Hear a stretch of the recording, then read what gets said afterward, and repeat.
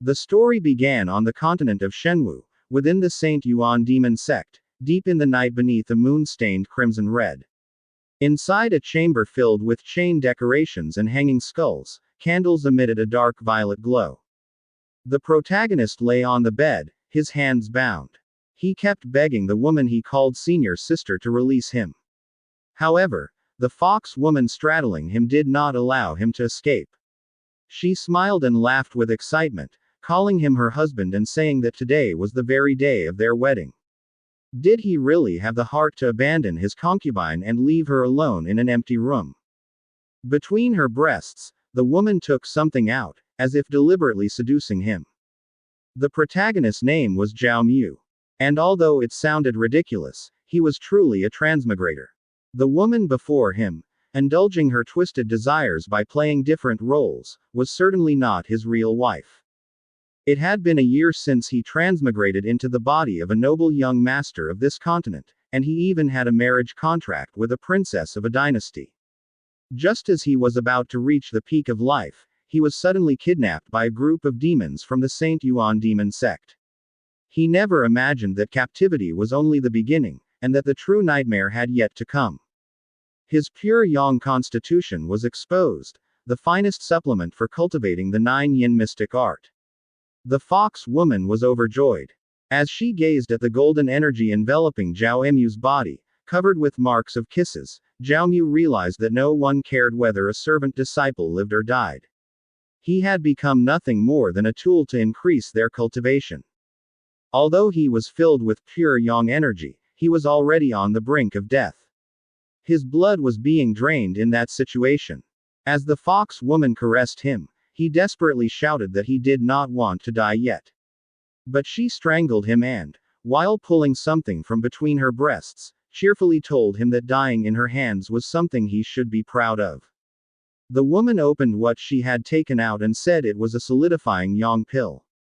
She explained that it could firmly stabilize its effects and stimulate his yang constitution. She immediately poured the pill into his mouth, happily saying that her husband was about to break through in the 9-yin mystic art, so he should not be stingy with a little yang constitution energy. The protagonist had no choice and was forcibly made to swallow the pill. The woman even said that if he could help her break through to the second stage, he should consider it a meaningful death. The pill's effects contorted his face as he repeatedly begged her to let him go, until he finally fell silent and could no longer move. At the same time, the woman lay against his chest, telling him to do his best. In Zhao Mu's mind, before he had even properly seen the world, he wondered whether he would truly be drained to death by the hands of a monster like this. He clenched his fists until they bled, thinking that he would never accept such a fate. He would not give up. Suddenly, a notification appeared stating that an extremely strong desire to live had been detected. The return system had successfully awakened. The system requested the host to bind the system sphere. Zhao Mu was startled and realized that an entire year had passed. He raised his hand, surrounded by golden energy, toward a glowing blue sphere. A message immediately appeared. This system aimed to ensure that every act of giving would receive a return. Anything given by the host could trigger a reward of up to 10,000 times. Zhao Mu smiled confidently and crushed the glowing blue sphere in his hand, saying that the chance to reverse his fate had finally arrived. The binding was successful. A notification appeared stating that the host had received the system late, so compensation was granted. The first return was guaranteed to be 10,000 times. The fox woman was delighted, telling Zhao Mu that while his mouth resisted, his body was honest. Zhao Mu smiled bitterly and cursed inwardly. To survive in the sect as a servant disciple, he set aside his dignity. He removed the collar from his neck and boldly told the fox woman that he would satisfy her right now. The fox woman was shocked. When Zhao Mu stood up and grabbed her shoulders, he took the dominant position. One question lingered in his mind: why these people refused to let him go. In a seductive tone, the fox woman told him not to hold back. He immediately moved and kissed her neck, thinking that since heaven had given him this opportunity, he would take control of his own fate. The fox said that tonight, This place belonged only to the two of them. The next day, the sun was already high. The protagonist still lay there, nearly skin and bones. The fox woman stood beside him, stretching lazily, her tail wagging happily. She said that although he had given only a small amount of Yang power, his performance last night was not bad. She transformed into a human and said it was a pity about the solidifying Yang pills. If he survived, she would look for him again for even more enjoyable games. Exhausted and weak, the protagonist could not even speak and could only force a bitter smile. Suddenly, a red notification appeared. His pure Yang power had been completely drained by the 9-charm Heavenly Fox, triggering the 10,000-fold return. He received a reward. The red Yang sacred body, and empowerment began. He screamed in pain as violent energy surged through him. When the red Yang sacred body fully activated, golden symbols flowed across his entire body. Another notification appeared, stating that he had broken through to the 3rd level of Qi refining, followed by the 4th, all the way to the 10th level, the Great Circle. As golden energy and markings surrounded his body, he wondered if this was the power of a sacred body. But he also realized that this was not the time to show off. The golden energy gradually faded as he adjusted his hair. He realized that the Saint Yuan Demon Sect was filled with powerful experts. If his secret were exposed, his fate would be even more tragic. He needed to take advantage of the time when no one was paying attention to accumulate strength. After putting on his clothes, he stepped outside and pondered. Spirit stones were the foundation of cultivation. With his current red Yang sacred body, he could earn money through private dealings, but he dismissed the idea. He was now a man with a system. Moreover, most people were not wealthy. 3 or 4 spirit stones were already considered decent. He wondered if there was another way to quickly earn spirit stones. While walking, he suddenly stopped and turned his head. He saw Wang Chan, an outsider disciple of the Heihuan sect, cultivating. Wang Chan was drenched in sweat, emitting blue energy. Zhao Mu remembered the help Wang Chan had given him when he first entered the sect. It was time to repay that kindness. He took out the 200 spirit stones he had saved and threw them at Wang Chan's head. Wang Chan was shocked, picked up the stones, and assumed that a powerful figure in the sect had helped him. A notification appeared. He had given 200 spirit stones and triggered a 500-fold return. He received 100,000 spirit stones. He was ecstatic as spirit stones rained down, saying that making money this way was easy. But to him, 100,000 spirit stones were still insignificant. If he could trigger a 10,000-fold return, it would amount to 2 million spirit stones. In the future, everyone who oppressed and humiliated him would be made to repay him 10,000 times, or even 1,000,000 times. He tried again, throwing all the spirit stones given by the system. Wang Chan almost screamed in shock, asking what was happening. Scratching his head, he wondered why spirit stones were raining from the sky. Had he, Wang Chan, encountered a great benefactor? He happily said that the senior who gave him these stones could rest assured, he would double his efforts in cultivation and never disappoint them. The protagonist realized that the system showed no reaction. He was disappointed. As expected, the system could not be abused. Suddenly, someone called his name, startling him. A woman holding a long sword appeared before him, asking whether he was still not dead. Zhao Mu's gaze sharpened instantly. He immediately recognized the woman. It was Lu Qi. Zhao Mu bowed respectfully and greeted senior sister Lu Qi, his movements proper and his voice filled with deference. He quietly observed Lu Qi's serious and cold demeanor. She was a female cultivator, an outer disciple of the Saint Yuan Demon Sect, and a practitioner of the 9 yin mystic art. When Zhao Mu had first entered the sect, Lu Qi had taken meticulous care of him, almost like a true elder sister. However, after Chu Zhaoran's warning, her attitude toward him changed abruptly.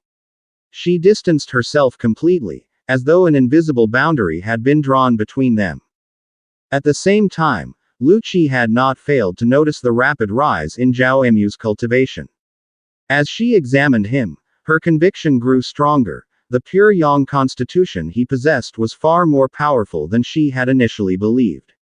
When she mentioned this, Zhao Mu merely smiled faintly and replied politely, saying it was nothing more than praise and that everything was due to luck. Before long, Lu Qi suddenly grabbed Zhao Mu's hand and pulled him away. With a flick of her wrist, she summoned her sword, which shot upward, wrapped in brilliant azure energy. She informed Zhao Mu that Chu Jiaoran would soon enter seclusion cultivation to attempt a breakthrough. While Chu Jiaoran was absent, Zhao Mu would temporarily assist her cultivation. The sword gradually expanded until it was large enough for two people to ride. Lu Qi carefully supported Zhao Mu, and together they stepped onto the massive blade, which swiftly soared into the sky. As they flew, Zhao Mu sat down and instinctively wrapped his arms around Lu Qi's waist, telling her to slow down a little. Lu Qi was startled by the sudden contact, and her cheeks immediately flushed red. After a moment, she remarked that it had only been a few months since they last met, yet the change in Zhao Mu's cultivation aura was astonishing.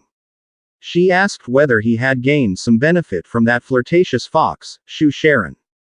There was a trace of grievance in Zhao Mu's voice as he replied that it was always Sister Shu who took advantage of him instead. How could he possibly gain any benefits under such circumstances? Lu Qi explained that demons were never truly kind. If he continued to comply with them, one day his vitality would be drained completely, and he would die. Lu Qi said that once she broke through to the core formation realm, she would challenge Chu Jiaoran. If she won, Zhao Mu would then obey her. Upon hearing this, Zhao Mu immediately hugged Lu Qi tightly around the waist and said that in that case, he would rely entirely on senior sister Lu Qi's care. Lu Qi frowned at how close he was, while Zhao Mu, in his heart, could not understand the true meaning of the words, obey her. What kind of person did they think he was? After several hours of travel, they arrived at the inner sect of the Saint Yuan Demon Sect. Entering a room, Lu Qi informed Zhao Mu that she was on the verge of breaking through to the core formation realm. If Zhao Mu could help her succeed smoothly, she would reward him with vitality pills. She instructed him to sit and wait while she went to bathe. Zhao Mu smiled upon hearing this, and a subtle plan slowly formed in his mind. Inside the bath chamber, Lu Qi gently removed her clothes and submerged herself in warm water filled with flower petals. She let out a deep breath, thinking that nothing could go wrong now and that everything would proceed smoothly. The warm water gradually relaxed her body. Suddenly, she was startled when she sensed Zhao Mu's presence behind her. Smiling, he asked what it was she had meant by saying everything would surely go well. She immediately covered herself and cried out, demanding to know why he had entered. Zhao Mu explained that time was precious and that it would be faster if they bathed together. As he slipped into the water, he pulled Lu Qi toward him and softly said that in that case, they should begin. Lu Qi was left speechless. Her cheeks flushed crimson as she quietly gazed at Zhao Mu. At that moment, they began cultivating the marvelous 9-yin mystic art. Lu Qi let out a soft moan and could not help but remark that Zhao Mu's pure yang constitution was overwhelmingly dominant. After some time, Lu Qi was nearly drained of strength. Panting, she leaned back weakly, her cheeks still red. Zhao Mu remarked that he had not expected senior sister Lu Qi to cultivate the 9-yin mystic art, but she immediately cut him off, saying he already knew enough and should not mention it aloud again. Zhao Mu promptly agreed. With sorrow in her voice, Lu Qi said that she would be getting married the following month. The name of her future husband was Long Tianxiang, someone Zhao Mu should already know. Zhao Mu was utterly shocked by the name. Rage surged within him, for he knew that Long Tianxiang had broken through to the nascent soul realm before the age of 30 and was recognized as a supreme genius unseen in the Saint Yuan Demon Sect for 1,000 years. Moreover, he had comprehended sword intent and was a powerful expert ranked among heaven's pride. Zhao Mu clutched his head and said that if Long Tianxiang were to find out about what had happened, wouldn't that be equivalent to putting a green hat on such a formidable figure? He stopped mid-sentence when Lu Qi suddenly approached him. Gently stroking his chest, she told Zhao Mu to rest assured. When Long Tianxiang cultivated an ancient sword manual, his meridians had been damaged, and his body had become abnormal. As long as she said nothing, no outsider would ever discover what they had done. Lu Qi added that if she truly did not like Zhao Mu, did he really think she would give him the most precious thing she possessed? Zhao Mu was deeply moved by her words and immediately kissed her with intense tenderness. When their lips parted, he said that senior sister Lu Qi was close to breaking through and that they should continue their efforts. Lu Qi responded by softly calling him a fool. The next morning, after their exertions, Lu Qi was utterly exhausted and fell into a deep sleep. Meanwhile, Zhao Mu was overjoyed when a system window suddenly appeared before him. Because his red yang power had been depleted, an 800-fold return was triggered, greatly increasing the strength of his red yang sacred body. Golden energy and runic symbols surged once more throughout his body. This was followed by a notification congratulating him on breaking through to the foundation establishment stage. He happily reflected that in such a short time, he had already surpassed the threshold of the foundation establishment realm. At this pace, even if he were to face Long Tianxiang and the Long family, he would not be afraid. He glanced lightly at Lu Qi's still sleeping, alluring body. A thought occurred to him, and he moved closer, gently waking her to ask for his reward.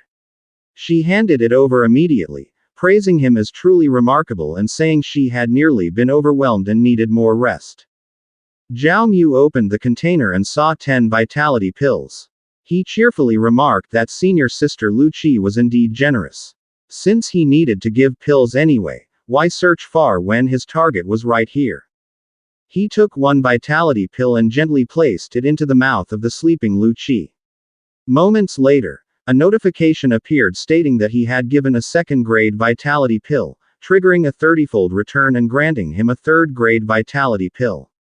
Zhao Mu wondered why the return was only 30-fold. This was not ideal for him. Nevertheless, he smiled as he looked at the remaining 9 pills. He still had 9 chances left. Even if it did not reach 10,000-fold, a 1,000-fold return would be more than enough. He once again gave the pills to the still sleeping Lu Qi. A notification appeared, stating that he had given a second-grade vitality pill, triggering a 3,000-fold return. Zhao Mu was utterly astonished as he saw golden energy slowly emerge from Lu Qi's sleeping body. In his palm, a golden pill surrounded by green energy appeared. A smile finally spread across his face. A notification appeared, informing him that he had obtained a 7th-grade marrow cleansing pill. While Zhao Mu held the glowing pill in his hand, overwhelming joy showed on his face when he realized what it was. A marrow cleansing pill, a treasure regarded as priceless in the cultivation world. According to what he knew, this pill could stabilize the body's foundation and strengthen vitality like an origin-nurturing pill, but those were only secondary effects.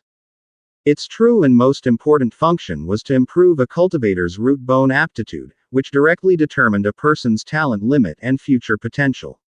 Although Zhao Mu had been born with a pure yang constitution, something considered extraordinary among mortals, he knew it was still far from enough compared to the real geniuses within his sect. If he wanted to catch up to those at the top, he had to push his own limits even further. Driven by his intense desire to grow stronger, Zhao Mu did not hesitate. He immediately swallowed the shining pill and began the transformation. Almost at once, a powerful surge of energy flowed through his body, making his blood boil and his meridians burn.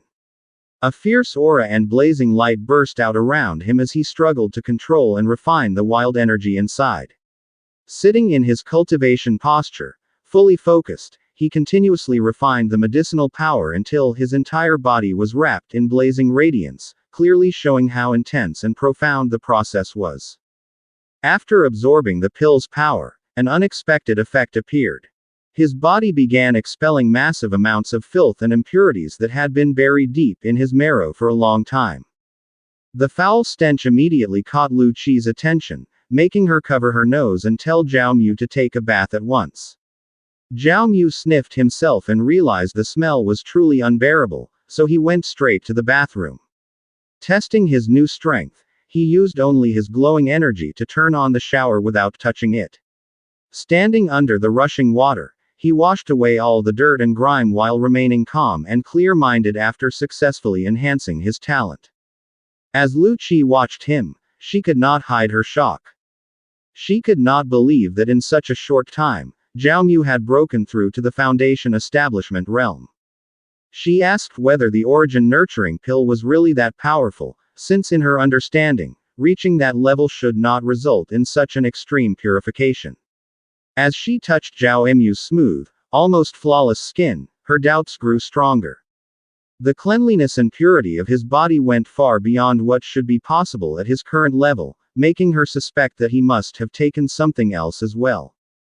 Zhao Mu felt uneasy inside, knowing it would be difficult to explain how he had obtained a marrow cleansing pill. To divert Lu Qi's attention, he joked that everything was simply the result of their dual cultivation. He even teased her, saying that despite all their effort together, she still had not reached core formation. His words made Lu Qi lean against the wall, her face red with embarrassment and shock, unable to respond. Zhao Mu did not stop. He moved closer and whispered that perhaps she had not tried hard enough, offering to help her again without asking for anything in return.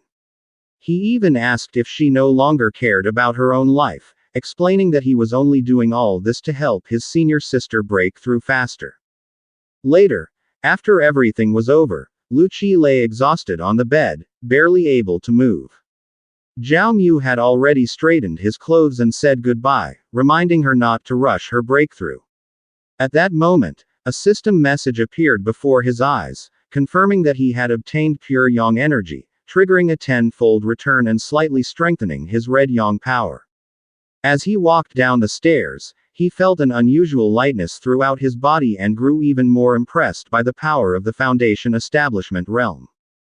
Zhao Mu had long dreamed of owning a flying sword so he could freely travel through the skies and across vast seas. That night, he went to the outer sect marketplace and was fortunate enough to find a rare weapon. Holding the wooden case, the vendor repeatedly thanked him for his generosity. The sword, called Star Guarding Slayer, was forged from meteorite iron that came from beyond the world. Engraved into its body was a star vortex array capable of absorbing power from the stars to further increase the sword's sharpness and might. Even though it cost 30,000 spirit stones, Zhao Mu bought it without hesitation, thinking about the great returns he could receive by gifting it to others in the future. While he was admiring his new weapon, a huge man suddenly blocked his path, calling him, "Pretty boy," and saying he had been looking for him. This man was Niu Tai, an outer disciple who had long been obsessed with and courting senior sister Chu Jiaoran. Zhao Mu remembered that Niu Tai had tried to cause him trouble several times before, only to be stopped each time by Chu Jiaoran. Niu Tai was a Foundation establishment cultivator with an ox demon bloodline, making him far stronger than ordinary cultivators of the same realm. Instead of feeling afraid, Zhao Mu was excited, believing this was the perfect opponent to test his current strength as Niu Tai's blazing aura flared. Once they faced each other, Niu Tai could no longer contain his rage. He grabbed Zhao Mu by the collar and shouted, saying he had heard Zhao Mu had met Chu Jiaoran again, and his jealousy burned fiercely as he demanded the truth. Despite the threat, Zhao Mu remained calm. He firmly grasped Niu Tai's hand and, with a teasing look, asked what it would matter if it were true. That only made Niu Tai angrier. Veins bulged on his arms as powerful energy shook the surroundings, and with a furious roar, he charged forward, telling Zhao Mu to die. Yet Zhao Mu calmly caught Niu Tai's punch with just one hand, shocking his opponent with how effortless it looked. Smiling, Zhao Mu said he still wanted to live because he wanted to stay with and play with senior sister Chu. Niu Tai could not believe Zhao Mu had also reached the Foundation establishment realm, but he forced himself to remain confident, saying Zhao Mu should not think they were equals just because of a breakthrough. His aura flared even more as he unleashed a storm of fast punches that surrounded Zhao Mu, but Zhao Mu easily dodged them all, even mocking that although Niu Tai's punches were strong, they were far too slow. In his heart, Zhao Mu realized how extraordinary his red yang sacred body truly was. Even just after his breakthrough, he could already match someone like Niu Tai, who ranked among the top 100 of the outer sect. Finally, as Niu Tai's attacks continued to fail, Zhao Mu coldly said this comedy should end. In the next instant, he launched a powerful punch wrapped in blazing flames. Niu Tai could not dodge it in time. Blood sprayed from his mouth as intense pain twisted his face, and the so-called boss Niu collapsed to the ground, eyes wide open as he lost consciousness. His horned followers stood frozen in disbelief, unable to understand how someone as young as Zhao Mu had suddenly become so powerful. One of them still tried to threaten Zhao Mu, asking if he knew the status of the Niu family within the sect after what he had done to their leader. Zhao Mu calmly replied that he had only given him a reminder. Raising his hand, he summoned a flying sword wrapped in blue light and flicked it into the wall beside the man's head, making him tremble in fear. Zhao Mu coldly explained that the sword was worth 30,000 spirit stones, more than enough to cover Boss Niu's medical expenses. At the same time, a blue system screen appeared, announcing that by giving away a second-grade flying sword, he had triggered a 1000-fold return, producing a 5th-grade flying sword called Heavenly Star Hunter.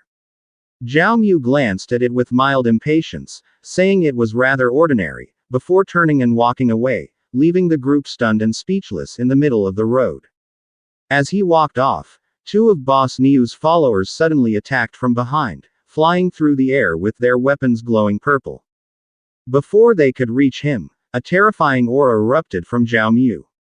His long hair stood on end, his eyes glowing red, as he warned them not to blame him if he showed no mercy.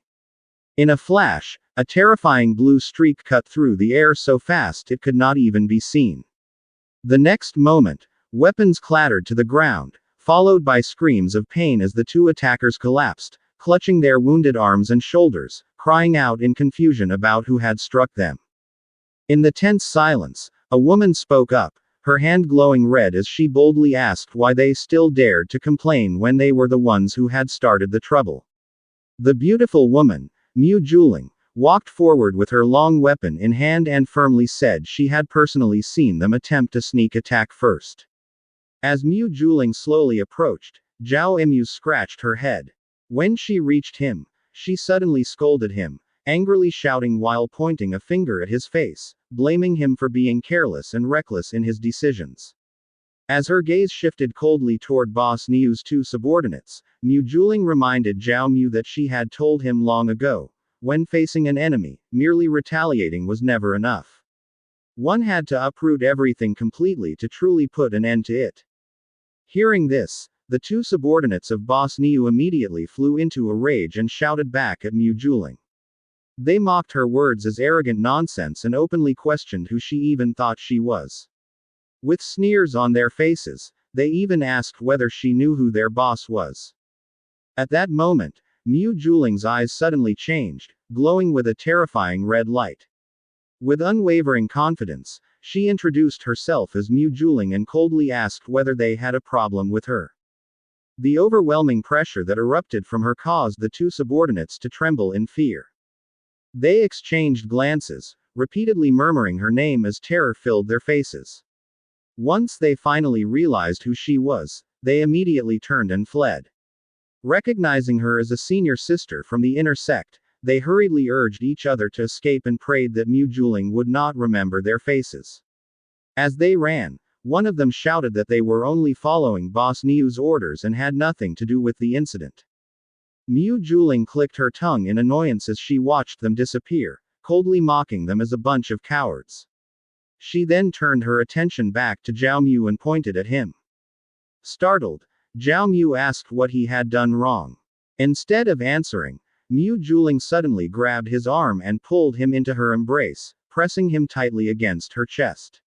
Her cheeks flushed red as she asked if he had already forgotten. If anything dangerous were to happen, all he needed to do was mention her name. Zhao Mu was left speechless by what he heard. Mu Juling added that it was fortunate she had been there, because if Zhao Mu had died, she would have no one left to marry. Zhao Mu forced a smile as sweat trickled down his face. In his thoughts, he recalled that ever since he had first entered the sect, this woman had been quietly watching him. She was not after his pure yang power. Instead, he confidently believed the real reason was his looks and appearance. Mu Juling of the Saint Yuan Demon Sect clearly possessed a side of her personality that others never expected. Zhao Mu pinched Mu Juling's cheek and agreed with her. Calmly, he said that he was not as easy to kill as others thought. Mu Juling smiled and replied that her future husband could not be allowed to face any danger. With a smile, she beckoned Zhao Mu to follow her. The two of them ran through the bustling streets, and moments later, they soared into the sky, enveloped in a radiant red aura emanating from Mu Juling. As they flew, Zhao Mu squinted one eye, thinking that flying freely through the air without a flying sword was an ability only core formation cultivators possessed. He could not help but wonder just how high Mu Juling's cultivation truly was. After a short while, they arrived at their destination and gently landed, leaving streaks of red energy lingering in the sky. Under the glowing moonlight, Zhao Mu noticed golden energy flowing all around them. He felt an incredibly dense spiritual aura and wondered whether this was the sacred core land of the Saint Yuan Demon Sect. His thoughts were interrupted when Mu Juling invited him inside, saying that this was her residence. As Zhao Mu looked around, he wondered if this was the dwelling of a personal disciple. Inside, he examined the surroundings and asked whether she truly lived there. Mu Juling explained that she only came occasionally when she had free time to read and rest, and that she rarely stayed there for long. She suddenly leapt onto the bed and lay down happily. In a gentle tone, she asked Zhao Mu why he was still standing there as if dazed and ordered him to come over immediately. Zhao Mu warned her not to test him, as his self-control was limited. Mu Juling scolded him, calling him a womanizer and rebuking the chaotic thoughts in his head. Without warning, Mu Juling tossed two books toward him. Zhao Mu immediately recognized them, the true chapter of sword control and the One Qi Mystic Hearth sword art. He could not help but wonder how she knew he wanted to cultivate sword control. Smiling, Mu Juling explained that she knew Zhao Mu had recently broken through to the foundation establishment stage and had purchased a flying sword, making his intention obvious. She added that she would also give him a flying sword. Tossing a container to Zhao Mu, she explained that the sword was a 4th-grade weapon with a cold attribute called Frost Foil. According to her, it was best suited to suppress the pure yang fire within Zhao Mu's body and could also help keep his mind free from improper thoughts. Zhao Mu forced a smile and admitted that Mu Juling was indeed very considerate. She suddenly stood up and told him to stay there for a few days to cultivate sword control, leaving the rest to her. As she walked out, she added that since Zhao Mu had already surpassed the foundation establishment stage, he no longer needed to remain a servant disciple, and someone would assist in upgrading his disciple token to the outer sect. Hearing this, Zhao Mu seriously asked who she really was. Before closing the door, Mu Juling smiled and said that she was the person he would marry in the near future. With that, she slammed the door shut. Only then did Zhao Mu realize that Mu Juling was truly a master at flirting. He pushed aside his wandering thoughts and decided that focusing on cultivating sword control was far more important. Sitting down, he began his cultivation using the flying sword, wrapping it in radiant golden energy in his hands. Pages from the book fluttered into the air, the words lingering and glowing in golden light. However, moments later, he suddenly collapsed onto the floor, gasping heavily for breath. He wondered whether the marrow cleansing pill had failed to improve his innate talent. He also questioned why sword control remained so difficult to grasp. Rising to his feet, he doubted whether the pill only affected the physical body and not the depth of comprehension. Even with a system, if his comprehension was weak, he felt he would ultimately fail. At that moment, a small white beast resembling a tiny bear suddenly appeared before him. The two stared at each other before Zhao Mu approached and spoke to it seriously. He thought that if primordial yang could be considered a form of giving, then perhaps comprehension could also serve as a source for system returns. A sinister grin spread across his face as he looked at the trembling little bear and remarked that it seemed bored. An idea came to him. He would teach it the multiplication table. Pressing his mouth close to the beast's ear, he recited the words one by one. Moments later, a notification appeared. Knowledge had been transferred to the demon beast, triggering a 100-fold return. The system immediately confirmed a massive increase in the host's comprehension, causing Zhao Mu's eyes to widen in shock. His idea had truly worked.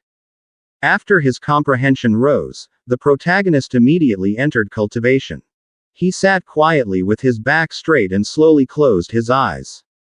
The air around him seemed to stir, and moments later, glowing pages began to float into the air, pages bathed in brilliant golden light. From them emerged shimmering characters, twisting and circling like living symbols of knowledge as they gently flowed into his consciousness. After some time, he opened his eyes. A faint smile appeared on his face. His sword rose into the air on its own, wrapped in pure, powerful golden energy that flowed directly from his hand. In a low voice, he muttered that the result wasn't bad at all. The kung fu that had once been overlooked, treated as nothing more than an ordinary technique, now unfolded effortlessly before him. He no longer needed repeated practice or deep contemplation. Its principles and flow entered his mind naturally, as if they had always belonged there. He could clearly feel the leap in his comprehension. Yet despite this improvement, he quickly realized a harsh truth. Even with this level of understanding, it still wasn't enough in this world. He paused in thought. As a transmigrator, his aptitude was still lacking. This world was too cruel, its standards too high, to rely on talent at this level alone. Suddenly, his gaze shifted to the demon beast in front of him. A new idea sparked in his eyes. He walked over, picked it up with a smile, and spoke. Seeing how eager it was to learn, he said that as its teacher, he would instruct it in a new subject, something called geometry theorems. He began teaching the demon beast immediately. At the same time, a system notification appeared. Because he had taught knowledge related to calculus, a 100-fold return was triggered. His comprehension surged dramatically. It felt as if invisible walls in his mind were collapsing all at once, expanding his understanding in every direction. Then another message appeared. His current comprehension had reached the upper limit of his present strength stage. It could not increase further. Only then did he truly understand. Comprehension had a ceiling. At this level of understanding, comprehending his existing cultivation methods was no longer a problem. One by one, he tested them. First, Vajra Fist. His fist shone with a dazzling golden aura. Next, Wind Red Thunder Art, crimson lightning cascading downward and releasing a terrifying presence that made the demon beast tremble. Finally, 3 Talents 6 Fates Divination Art. A red symbol appeared in his palm, while a massive golden sigil manifested behind him, deepening the demon beast's fear. Yet he quickly realized something else. All of these were unrated yellow rank techniques, too crude for him at his current level. Still, he had already mastered them completely. Once outside, he could write them down and share them with others, farming massive return rewards. Suddenly, the demon beast showed interest. It approached him with a bone clenched in its mouth, offering it to him.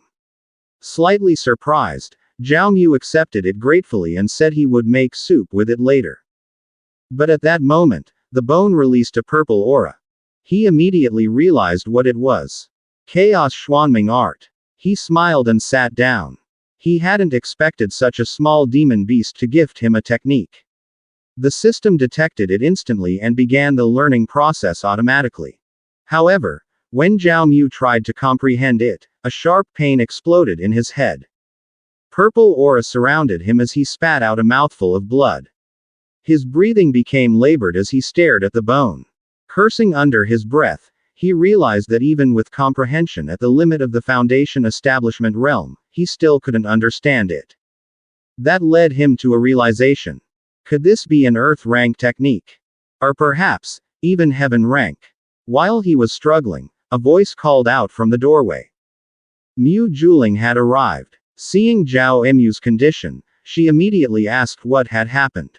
In her heart, she blamed herself, thinking she had given him a technique that was far too difficult. Zhao Mu quickly denied it, but Mu Juling stopped him. She said cultivation should never be rushed. She brought food and insisted they eat first. She personally fed him, her movements gentle and her gaze captivating, urging him to eat more as she placed each bite into his mouth. As this happened, a thought crossed Zhao Mu's mind. If Mu Juling was here, then did that mean? He cut off the thought. Taking advantage of the moment, he handed her the chaos Xuanming art, saying she might be able to make better use of it. Mu Juling was shocked when she saw it and asked where he got it.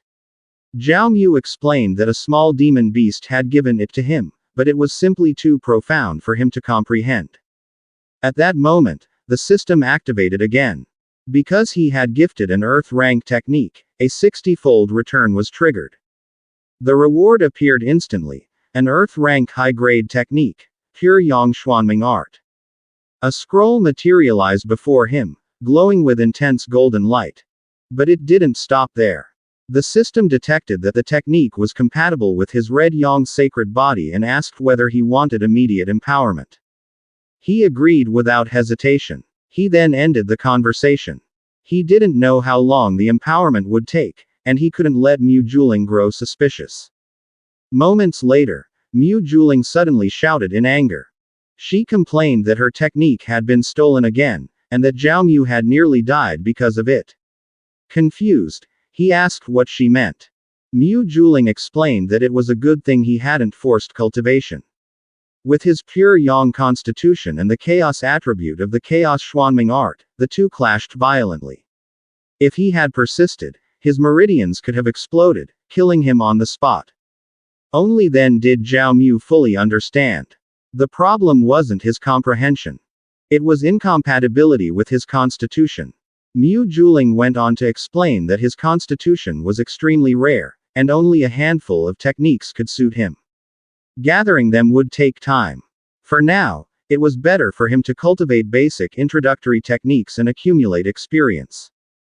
Despite everything, Zhao Mu couldn't help but ask. Why was Mu Juling treating him so well? What was she really planning? Instead of avoiding the question, Mu Juling answered directly. With a seductive voice and graceful movements, she said she had already surrendered to him. She wanted Zhao Mu to become her Dao companion. If that happened, she promised that within the Saint Yuan Demon Sect, he would never lack fine food, fine wine, and no one would dare harm him. Zhao Mu was left speechless. Then, the atmosphere changed abruptly. A voice shouted, "Nonsense!" A terrifying aura swept through the area. In an instant, the house was shattered by overwhelming purple energy. Mu Juling immediately worried about Zhao Mu, who nearly collapsed under the crushing pressure. When Zhao Mu looked up, he saw a woman floating in the air. Who was this person, possessing such a terrifying presence? Beside him, Mu Juling asked in shock why her master had come. Only then did Zhao Mu understand. This woman was Mu Juling's master. In a heavy, chilling voice, the woman asked what they were doing, and whether her arrival had ruined a perfectly good moment. Mu Juling bowed deeply before her master, her posture respectful and restrained. In a calm yet heavy voice, she replied that her disciple would never dare to act out of line. Her master spoke slowly. She said that Mu Juling was the most important disciple she had, the one she had personally groomed to inherit her position as the saintess of the sect. As she spoke, she descended gently to the ground, and with her landing came an overwhelming surge of purple energy that flooded the surroundings. She ordered Mu Juling to take a good look at herself. Not only had she failed to cultivate properly, she had even hidden a servant disciple inside her residence, to flirt and indulge in pleasure. As the saintess's purple aura spread outward, Zhao Mu finally understood. No wonder the woman before them possessed such terrifying presence and authority. She was the saintess herself. Mu Juling's master. Without hesitation, Mu Juling dropped to her knees. Her body trembled as she begged for forgiveness, openly admitting her mistake. In response, the saintess's aura flared even more violently. With a flick of her hand, a sword appeared, and she spoke coldly. Since Mu Juling knew she was wrong, she would be given one chance. The saintess slammed the sword into the ground between them. The sound alone sent fear through their hearts. In an icy tone, she commanded Mu Juling to kill the servant disciple with her own hands, to sever the root of her emotions. After that, she would return to Purple Cloud Peak and enter closed-door cultivation for 30 years. Overcome with fear, Mu Juling rushed forward and tightly hugged her master's leg.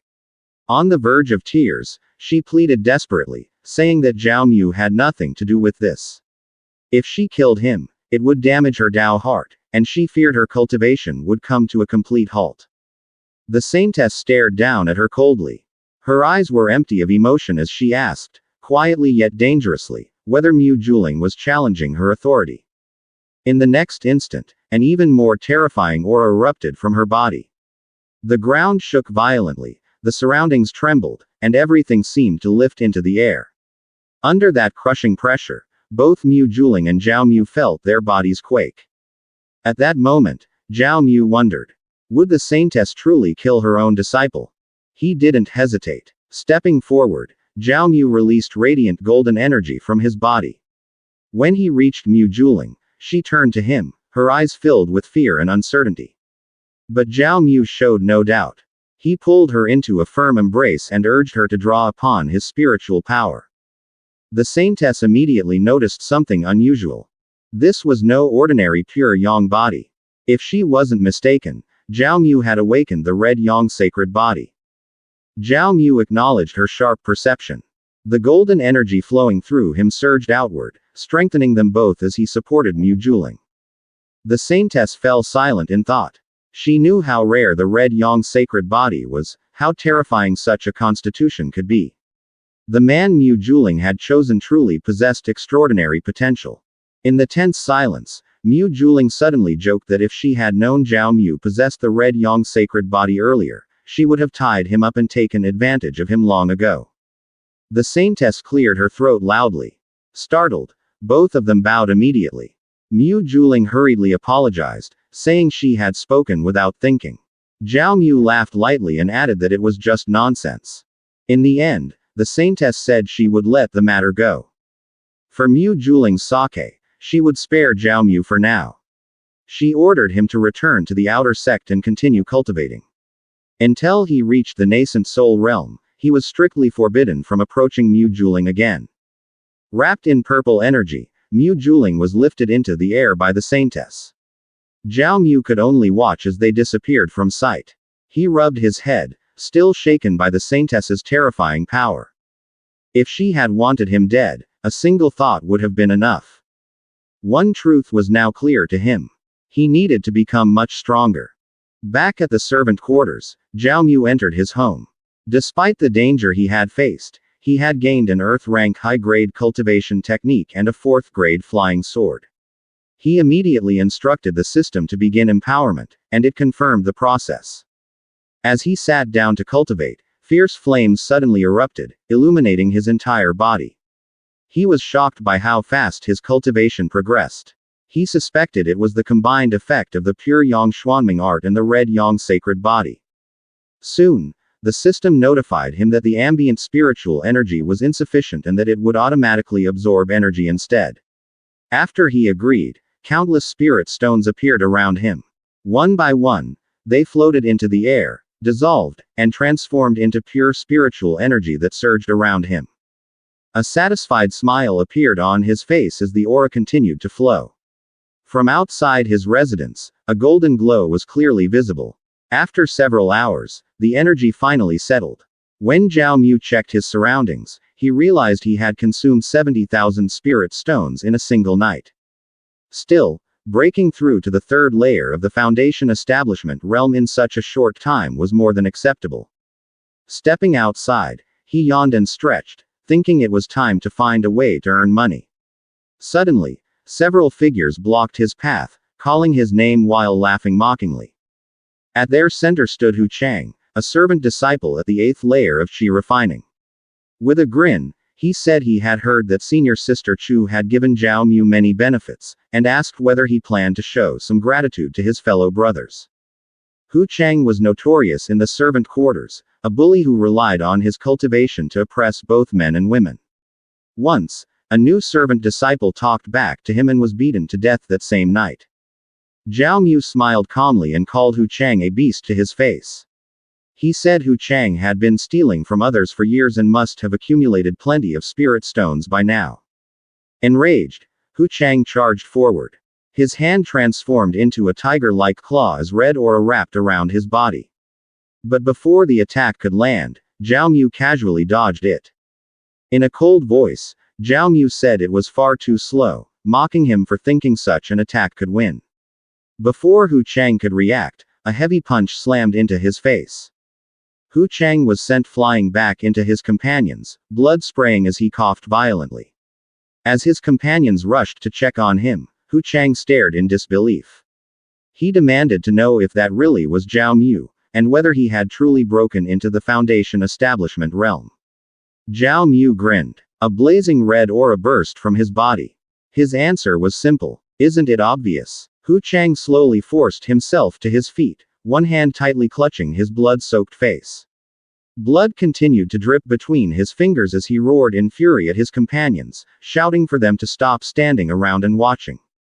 He ordered them to attack together. The two men responded immediately. Flaming energy erupted from their bodies, their eyes glowing a fierce crimson. With loud shouts, they charged straight toward Zhao Mu, clearly intending to beat him down without mercy. Their heavy punches flew at the same time. Zhao Mu stepped back calmly, narrowly avoiding both attacks with ease. Those watching from nearby were stunned. No one could believe that junior brother Zhao Mu had already broken through to the Foundation establishment realm. Yet along with their shock came concern. He had only just advanced, and facing multiple Qi refining stage opponents at once was still extremely dangerous. Senior brother Wang Chan was also present and immediately warned Zhao Mu to be careful. At that moment, Zhao Mu took in a deep breath. A red glow slowly gathered between his fingers. With a sharp flick of his hand, the energy exploded outward. The two muscular men were blasted backward, sent flying through the air as Zhao Mu coldly ordered them to get lost. He let out a steady breath and glanced at his own fist. Suddenly, Hu Chang leapt forward. In the blink of an eye, Hu Chang's body transformed, his figure expanding and twisting into the shape of a ferocious tiger. Rage burned in his eyes as he cursed Zhao Mu, screaming that he would kill him. Before the attack could fully land, Zhao Mu turned his head slightly, a faint smile forming on his lips. Crimson energy surged into his fist once more, and he threw a devastating punch. Hu Chang was sent flying, spinning through the air with blood spraying from his face, before crashing straight into one of his fallen companions. The man let out a scream of pain as they collided. Hu Chang struggled to rise, snarling as he warned Zhao Mu not to get complacent. But before he could act again, Zhao Mu appeared behind him without warning. His leg, wrapped in red energy, lashed out in a powerful kick. The energy detonated on impact. Blood splattered as Zhao Mu coldly ordered Hu Chang to shut up. The surrounding crowd erupted. Cheers and applause thundered through the area as people shouted in praise. Zhao Mu had vented the anger they had been forced to swallow for far too long. These tiger demons were notorious bullies. No one had expected them to finally crash into an iron wall. Zhao Mu raised a hand, signaling everyone to quiet down. He asked for a moment. Then, using his energy, he extracted the spirit stones one by one from Hu Chang's body. He stated clearly that these stones had been stolen over time, and today, he was returning them to their rightful owners. The atmosphere instantly changed. Shock mixed with excitement as Zhao Mu tossed the spirit stones back into the crowd. People scrambled to catch them, voices rising in loud cheers. Long live Zhao Mu. At the same time, a notification appeared in his mind. He had given away 9,000 spirit stones, triggering a 1,000-fold return, and received 9 million spirit stones in return. Zhao Mu smiled quietly. With this amount, he wouldn't have to worry about running out of spirit stones for a long time. After that, he walked over to senior brother Wang Chan and sincerely thanked him. Ever since Zhao Mu entered the sect, Wang Chan had been the one guiding and helping him. Because of that, Zhao Mu took out a Qi refining pill and offered it to him. Wang Chan recognized it immediately and refused, saying it was far too valuable. Before he could say anything else, Zhao Mu directly stuffed the pill into his mouth, telling him to stop refusing and just swallow it. Wang Chan nearly choked in shock. Another notification appeared. He had given a first-grade Qi refining pill, triggering a 100-fold return, and obtained a second-grade foundation establishment pill. After coughing violently, Wang Chan looked at Zhao Mu differently. However, his expression quickly turned serious. He warned Zhao Mu that the forces backing Hu Cheng and Niu Tai were not small. It would be best for Zhao Mu to enter the outer sect as soon as possible and find reliable support. As chaos continued around them due to the spirit stones, Zhao Mu realized that this had already been his plan. Several hours later, inside the outer sect management hall, a man was refining pills over a massive cauldron, chanting incomprehensible words. He was the outer sect manager, Zhang Dingkun. Zhao Mu stepped inside and politely introduced himself as a disciple. Zhang Dingkun glanced at him coldly, then casually flicked his finger toward the flame. A burst of pressure disrupted the refinement process. Smoke filled the hall. Zhang Dingkun immediately flew into a rage, accusing Zhao Mu of breaking his concentration and ruining the refinement. He ordered Zhao Mu to leave at once. Zhao Mu froze, pointing at himself in confusion. In his mind, it was obvious this had been deliberate. Judging from the temperature alone, Zhang Dingkun hadn't been refining a purple qi pill at all. Zhao Mu couldn't help but wonder who was trying to make things difficult for him. Zhang Dingkun sat back down impatiently and demanded to know why Zhao Mu was still there, saying he didn't want to see his face. Zhao Mu smiled politely and told him not to worry. He calmly took out 50,000 spirit stones and offered them forward.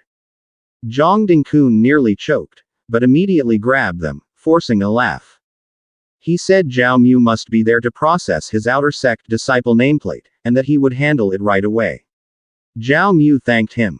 Then, casually, Zhao Mu asked who was blocking his promotion to outer sect disciple. Zhang Dingkun turned his back and replied that he only accepted payment to solve problems, he didn't sell information. Zhao Mu chuckled softly and produced even more spirit stones, asking if this amount was enough. Zhang Dingkun paused, then accepted them and gestured for Zhao Mu to come closer. Without speaking, Zhang Dingkun used small stones to shape the outline of an animal.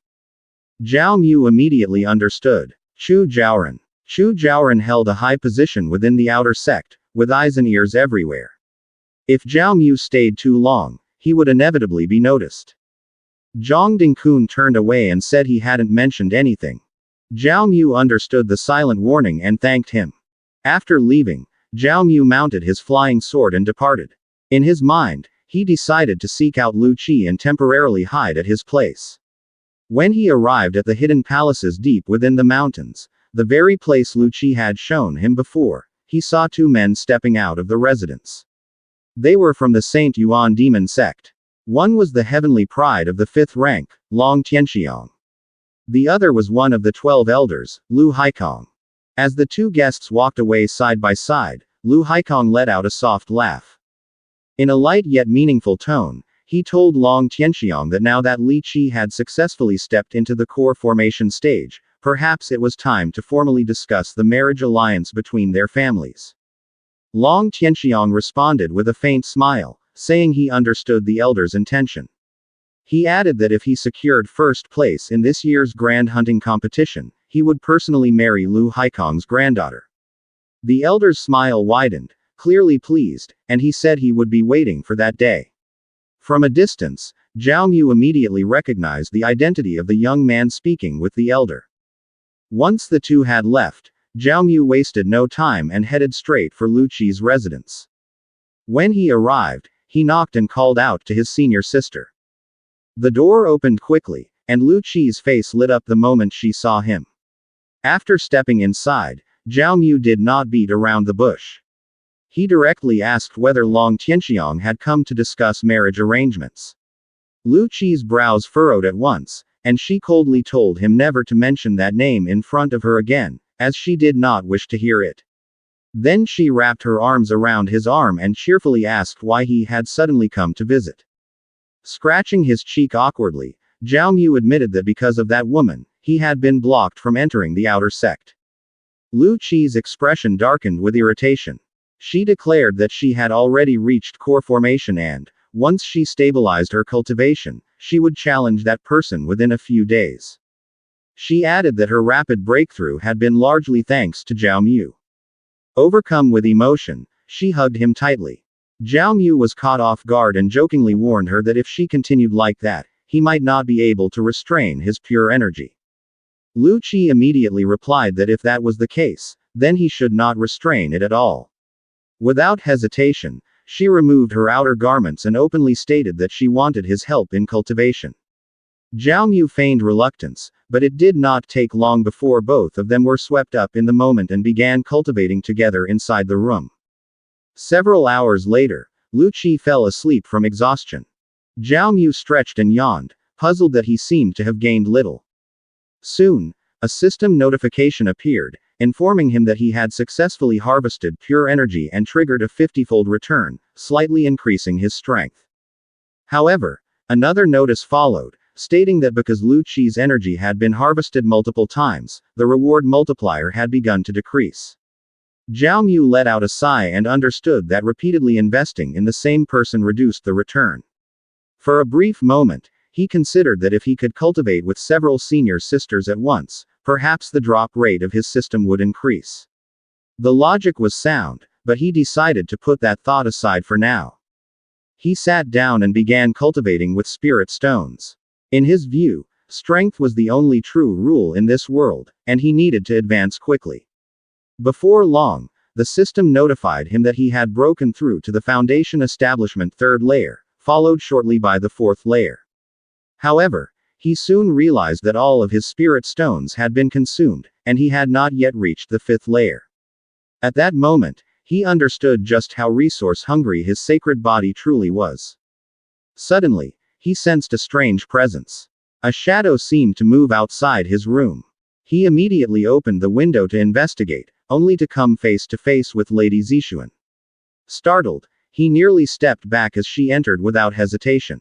There was a trace of anger in her voice as she told him to address her simply by name.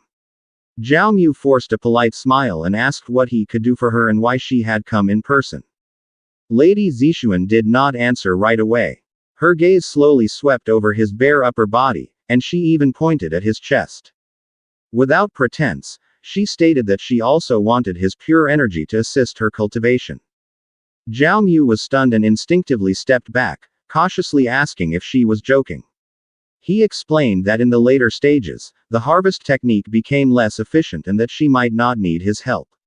At that, anger flashed in Lady Zixuan's eyes, and a blazing purple aura erupted from her body.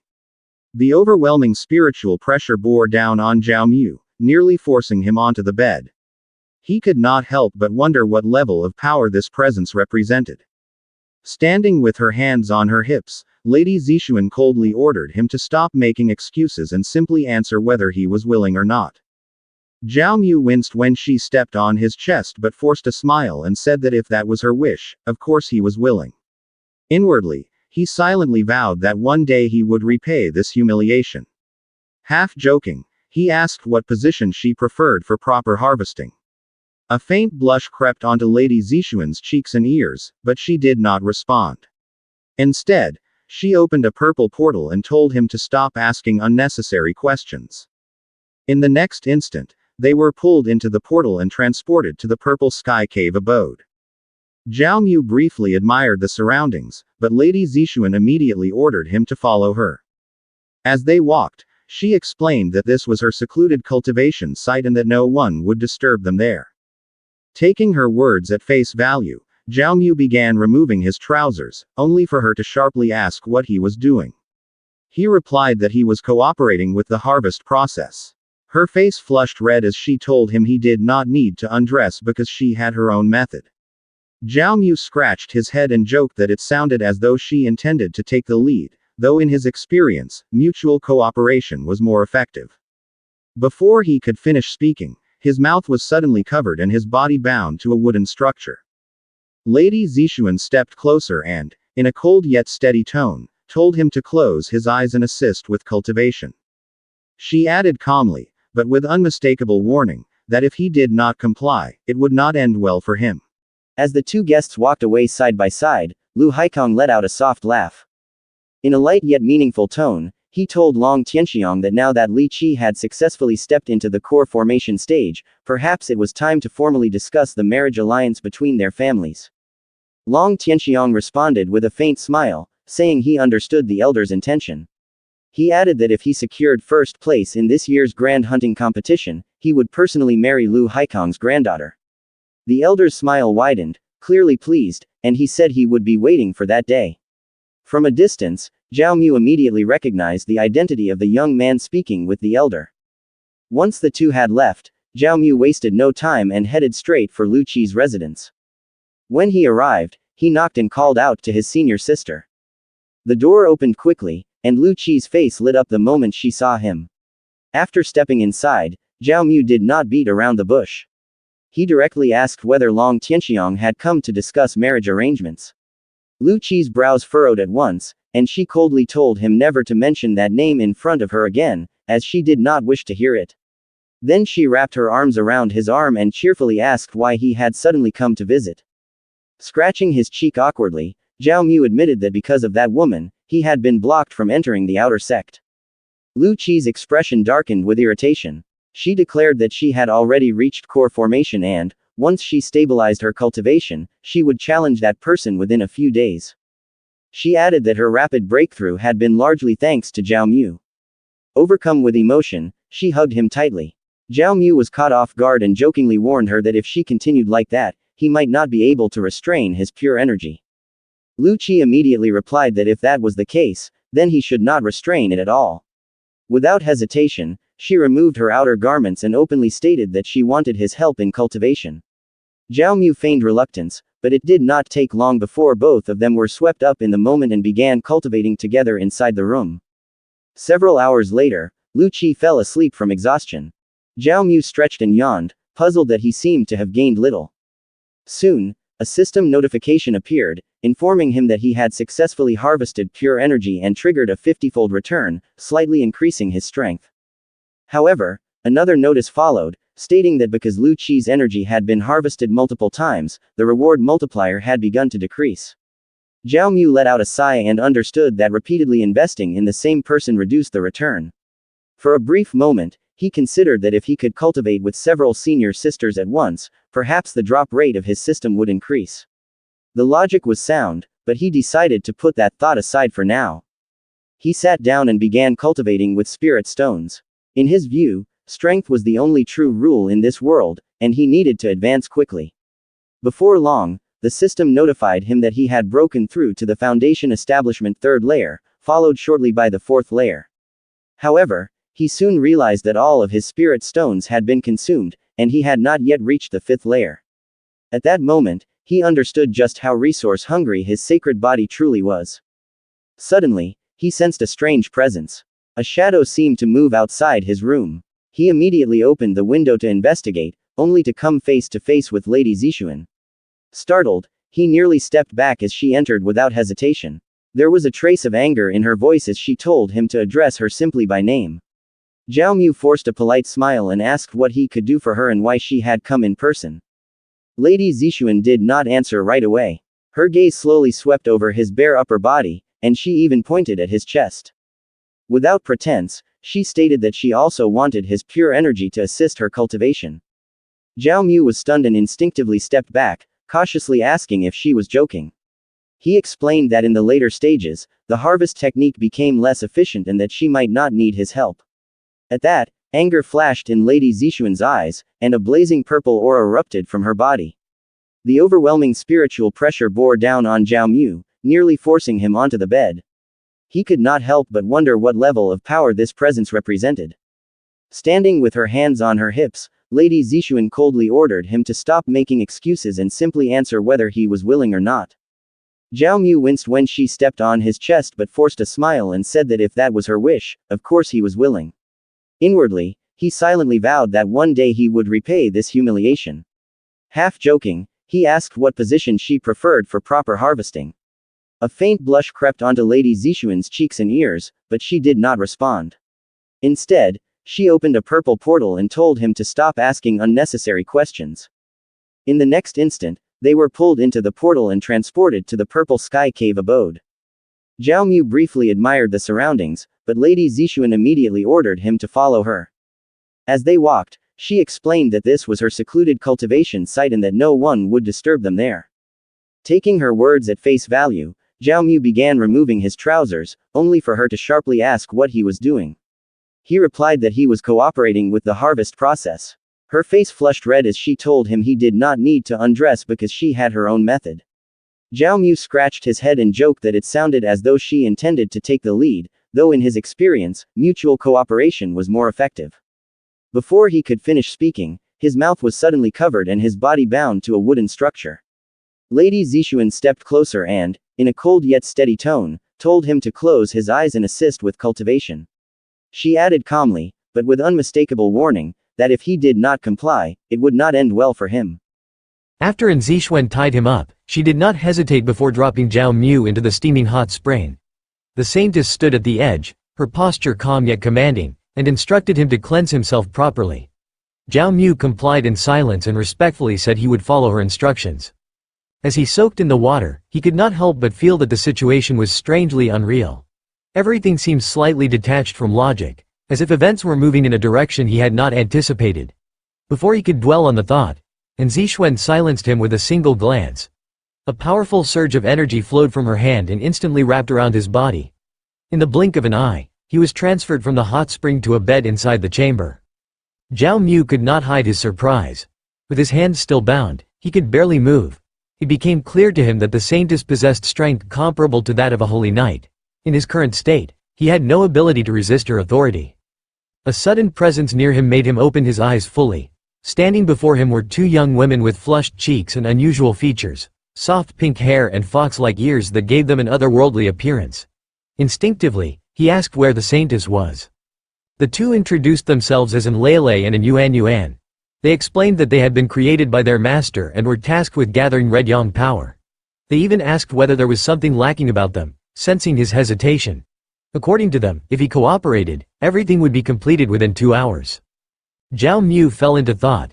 It seemed that Zixuan intended to delegate the extraction of his red yang power to others. The mention of a 2-hour limit felt almost like an underestimation of him. With that in mind, he exerted strength, broke free from the restraints, and grasped in Yuan Yuan's arm, making it clear that he was not someone to be treated lightly. Seeing this, Lele quickly stepped forward and asked him not to be too forceful with her sister. Yet when her eyes met Zhao Mu's steady gaze, she too fell silent. What followed was a prolonged session of dual cultivation that lasted for several hours. Zixuan gradually grew impatient, wondering why the process was taking so long. When it finally ended, Lele and Yuan Yuan could barely stand. Their movements were slow, and exhaustion was evident. Zhao Mu, on the other hand, returned to the hot spring to cleanse himself once more.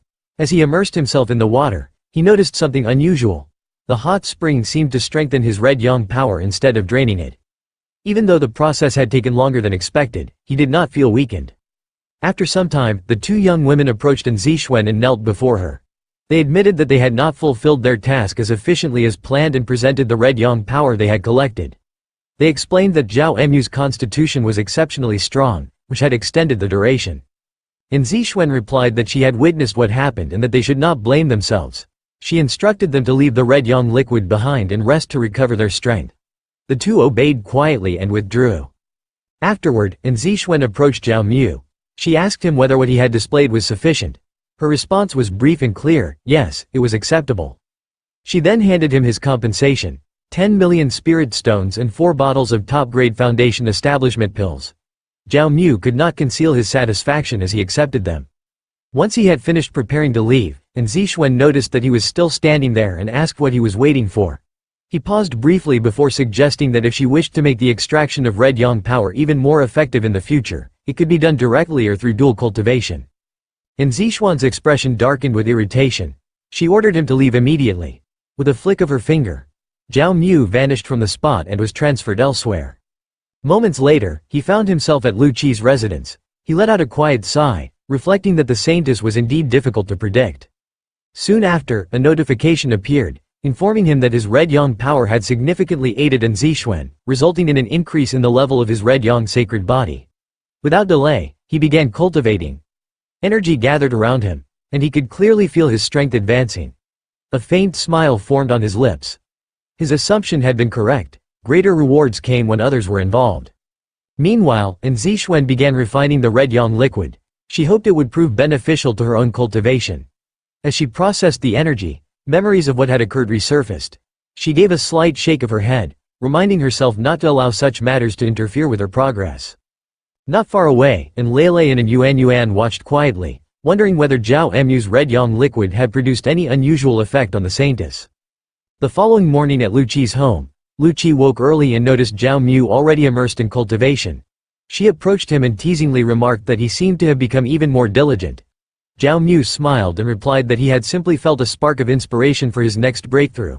Encouraged by that, Lu Qi energetically suggested that now that his level had improved, perhaps it was time for them to attempt the climbing heavenly road together. On climbing heaven road, the ancient secret realm of the Saint Yuan Demon Sect, a massive 12-tiered purple portal stood tall. Normally, anyone who could reach the third level had enough ability to enter the top 100 of the outer sect heavenly pride rank. From the third level onward, great demons in the core formation realm would begin to appear. Zhao Mu and Lu Qi arrived there together. According to Lu Qi, Chu Zhaoran was currently ranked 9th on the outer sect heavenly pride rank and could remain on the 4th level for the time it took an incense stick to burn. Zhao Mu said there was no need for Chu Zhaoran to do that for him. But Lu Qi replied that it wasn't for Zhao Mu, it was for herself. People often said that Chu Zhaoran was the female cultivator with the greatest potential in the outer sect, but Lu Qi disagreed. She wanted to prove which race was truly superior, the human race or the demon race. Zhao Mu fell into thought. Even though the Saint Yuan Demon Sect treated humans and demons equally, conflict and competition between the two races were unavoidable. Casually, he told Lu Qi that he was now an outer sect disciple as well, so it was only natural that they could go together. Lu Qi was clearly pleased to hear that. As they approached the massive purple portal, 4 figures suddenly emerged from within. They looked frustrated, saying that the monsters on the 3rd level of climbing heaven road were overwhelmingly strong. They couldn't understand how the heavenly pride managed to get past them. But then again, if they weren't extraordinary, how could they be called heavenly pride? 3 of them quickly bowed in respect when senior brother Niu Tai appeared. They praised his recent results on climbing heaven road, saying his rank had risen to 47th place. At this rate, they said, it was only a matter of time before he entered the top 10 of the outer sect heavenly pride rank. Someone asked how he had suddenly become so powerful in recent days. Niu Tai laughed confidently and said it was the result of his talent and hard work. But he suddenly stopped when he sensed a presence nearby. Turning his head, he saw Chu Zhaoran. In a sharp voice, Chu Zhaoran told Niu Tai not to forget who had helped him raise his cultivation and ordered him to hurry up with what he had been told to do. Niu Tai immediately straightened up and repeatedly agreed. Then his attention shifted to Zhao Mu and Lu Qi. He walked over and asked Lu Qi if she was planning to climb climbing heaven road with that handsome man who relied on women to survive. With a smile, Lu Qi asked who he meant by that handsome man. He had heard that this man had humiliated him. His expression darkened as he claimed that Zhao Mu had taken advantage of the chaos before to launch a sneak attack on him.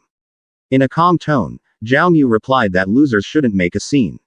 He then told Lu Qi that they had something to do and should head to climbing heaven road. Hearing that, Niu Tai cursed angrily. Red energy burst from his body as he slammed his fist into the ground, then charged straight at Zhao Mu. Zhao Mu dodged, but Niu Tai suddenly threw out a glowing red token. Within moments, a red barrier formed around them, enclosing only the 2 of them inside. A notification appeared. Our disciple Niu Tai has issued a sparring challenge to Zhao Mu. Accept or decline. Zhao Mu smiled, while concern was evident on Lu Qi's face. She advised him not to accept the challenge. Niu Tai's cultivation had increased significantly, and Zhao Mu shouldn't fall for the provocation. But Zhao Mu answered with a smile, telling his senior sister not to worry, he knew his limits.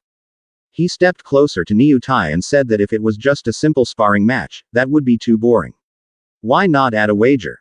Niu Tai agreed immediately. If he lost, he would return the 2nd level flying sword.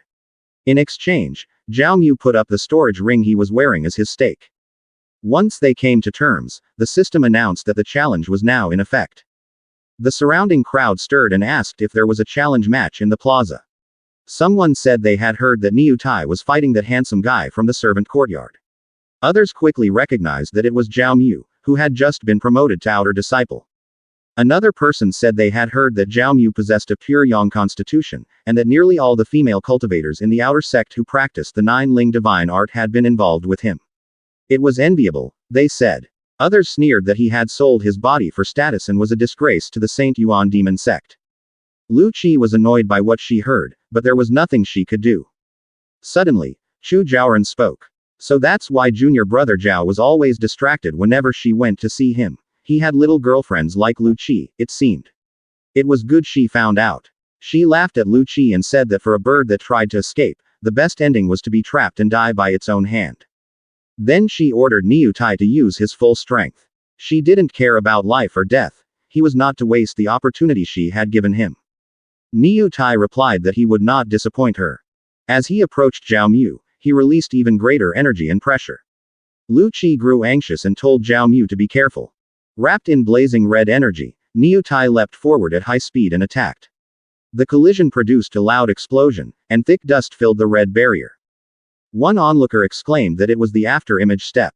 Another added that Niu Tai had always been known for his strength, and now that he had learned the after-image step, his power had doubled. Others said he was already worthy of being an expert within the top 100 of the outer sect heavenly pride rank. Some declared that Zhao Mu was finished and that this might be the fastest challenge match in the history of the Saint Yuan Demon Sect. If Niu Tai didn't hold back, Zhao Mu might not survive. Chu Zhaoran commented coldly, asking if they saw that. That was the consequence of insulting her. Lu Qi grew even angrier, but before she could speak, Chu Zhaoran said it was a pity about Zhao Mu. If he had just obediently been her dog, he might have lived a little longer. She was about to turn away when someone suddenly asked what had just happened. Zhao Mu had blocked the attack. Others questioned whether they were seeing things correctly. It was truly astonishing. Was the pure yang constitution really that powerful? Through the dust, Zhao Mu could be seen gripping Niu Tai's horn with both hands. Niu Tai was nearly kneeling in front of him, asking how this was possible. There was a hint of mockery in Zhao Mu's voice as he asked whether Niu Tai hadn't eaten enough. Was that all the strength behind his punch? Niu Tai had nothing to say except curses. Seeing this, Chu Zhaoran angrily shouted at Niu Tai, calling him an idiot and ordering him to hurry and take the pill she had given him. Niu Tai immediately pulled out the red pill, saying Zhao Mu had forced him to do this. He swallowed it, and moments later, an even more intense presence erupted from him. He nearly screamed under the surge of power. Zhao Mu quickly stepped back. Niu Tai's body gradually changed as his minotaur form activated. Crimson energy poured out of him as he declared that he would show Zhao Mu his strongest form. Zhao Mu cursed as he took in the beastly form standing before him. He could hardly believe the sudden transformation of his opponent. On the other side, Lu Qi screamed at Chu Zhaoran, her voice dripping with anger as she called the move incredibly cunning. She even accused Chu Zhaoran of helping Niu Tai cheat to win the fight. Instead of getting angry, Chu Zhaoran simply smiled. She calmly asked how any of this could be considered cheating, explaining that the demon spirit pill only served to temporarily awaken the dormant power of the demon bloodline. According to her, this was a natural ability of their race that the pill merely stimulated. Meanwhile, Niu Tai braced himself, a red aura blazing around his entire body. He looked more savage than ever as he roared at Zhao Mu, promising that he would make sure the boy died right then and there. He vowed that by the end of the fight, not a single piece of Zhao Mu's body would be left intact. Without wasting another second, he unleashed his after-image strike. In a blur, he lunged toward Zhao Mu with terrifying speed. The crowd gasped. Most couldn't even follow his movement clearly. Murmurs rippled through the audience as people wondered if this was the power of Niu Tai's fully awakened barbaric ox bloodline. Despite the mounting tension, Zhao Mu remained calm, even wearing a slight smile. He dodged Niu Tai's attack with the ease of someone playing a game. However, even with the successful dodge, Niu Tai's speed was so great that the resulting wind pressure tore Zhao Mu's sleeve and left a shallow cut on his arm. Because Zhao Mu stepped aside at the last second, Niu Tai couldn't stop his momentum. He crashed violently into the portal wall. A deafening boom echoed through the arena. The impact was so massive it felt like a small earthquake, sending tremors through the ground that everyone could feel. The spectators were stunned. They couldn't understand how a cultivator still in the Foundation establishment realm could possess such overwhelming power. Even if they were at the same cultivation level, everyone knew that the raw physical strength of the demon race was far superior to that of an average human. As the smoke cleared, Niu Tai was seen clutching his head, screaming in frustration. Consumed by rage, He gathered the flaming energy throughout his body once more, shouting that he wouldn't let Zhao Mu escape this time. He lunged forward again. But this time, Zhao Mu was ready. He quietly gathered golden energy around his body. Grinning, he admitted that Niu Tai was indeed strong, but told the bull it was time to see his true power. Intense golden energy began to pool in his fist, and his eyes sharpened as his aura intensified. He met Niu Tai's heavy assault head-on. At the exact moment of impact, Zhao Mu unleashed a devastating punch. The force was so immense that it shattered Niu Tai's horn before slamming directly into his face. The impact sent Niu Tai flying through the air before he crashed into the ground and skidded across the floor. Chu Jioran stood frozen, unable to believe what she was seeing. She stared in shock as Niu Tai lay there, completely unconscious. The crowd erupted into chaos. In a single move, Niu Tai had been defeated, even after his demonic transformation. Everyone began to wonder if the Pyryang constitution was really this powerful, and many questioned when Zhao Mu had managed to break through to the Foundation establishment realm, as he seemed even stronger than Niu Tai. Lu Qi was thrilled. She rushed over to congratulate Zhao Mu, telling him she knew she hadn't misjudged him. On the other hand, Chu Jioran was visibly annoyed. She called Niu Tai trash, and ordered her men to go pick him up. But before they could get close, Zhao Mu stepped forward and stopped them. The three men shook with rage. One of them barked that Niu Tai had already lost, so what more did Zhao Mu want? He challenged the boy, saying that even if they killed the bull, he would go down with his head held high. Zhao Mu just smiled. He told them he was a fair person, then pulled out a bag containing 10,000 spirit stones and handed it over. He told them to consider it payment for the medical expenses from the mess they had caused. One of the men muttered that Zhao Mu was incredibly arrogant, realizing the boy was only paying them to further humiliate Niu Tai. Meanwhile, some of the spectators cursed in envy, saying they would let anyone do whatever they wanted to them for 10,000 spirit stones. Others simply noted how handsome the pretty boy had become. Just then, a system notification appeared before Zhao Mu. Because he had given away the 10,000 stones, it triggered the 100-fold return, rewarding him with 1 million spirit stones. Zhao Mu felt a bit disappointed that it only triggered a 100-fold increase this time. Chu Jioran began to clap slowly. She approached Zhao Mu and told him he truly deserved to be the man she liked, and that she liked him even more now. She asked him to return to her side, promising to give him anything he desired. Zhao Mu roughly slapped her hand away and told her coldly that she wasn't worthy of him. Chu Jioran's face twisted in anger. A terrifying aura leaped from her as she demanded to know what he meant by that. Suddenly, Lu Qi stepped between them. She radiated blue energy as she stood her ground, telling Chu Jioran that Zhao Mu was a human being, not an object to be thrown away when she was finished with it. She pointed at Chu Jioran and declared that she would take on the climbing heaven road. She vowed to surpass Chu Jioran's rank and then challenge her to a fair fight. Without another word, she pulled Zhao Mu away, promising that she would personally settle the score for all the pain Chu Jioran had caused him. Before they entered the portal, Zhao Mu leaned in and told Lu Qi with a smile that she sounded really cool back there. Lu Qi's cheeks flushed slightly as she told him she was glad he noticed. Together, they stepped into the purple portal. Left behind, Chu Jioran exploded with a violent aura. She screamed curses at the two of them, vowing that she would never let them get away with this. While Chu Jioran was visible fuming, nearly biting her own finger in frustration, the crowd continued to gossip. One observer noted that she held the 9th rank in the Outer Sect's Heavenly Pride rank and was a rising star of the Fox clan. Another countered by bringing up Lu Qi, the granddaughter of the 12th elder, Lu Haikong. Her status was equally noble, and her beauty was said to rival Chu Jioran's in every way. The whispers grew louder as people realized these two top-tier beauties were seemingly locked in a jealous rivalry over Zhao Mu. Behind the crowd, Niu Ao turned away, his face twisted in irritation, especially after hearing someone remark that Zhao Mu was truly the most enviable man alive. The scene shifted to the holy land of 9 Dragon Sword Mount. Deep within a cave that resembled a mountain made of blades, Long Tianxiang sat in silent cultivation, radiating a dense purple aura. When his eyes snapped open, a flick of his finger sent his massive greatsword whistling through the air, slicing through the surrounding boulders with ease. He reflexively shielded himself as debris exploded in his direction. To him, the display was satisfactory. However, as the dust settled, he was surprised to find Niu Ao standing there, waiting to deliver a report.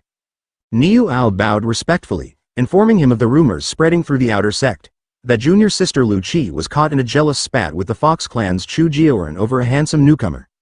Niu Ao claimed he had come specifically to report this out of fear that it might tarnish Long Tianxiang's reputation. Long Tianxiang stood abruptly, erupting with a golden sword energy. He lashed out at Niu Ao, rebuking him for daring to interrupt his secluded cultivation over such a trivial matter.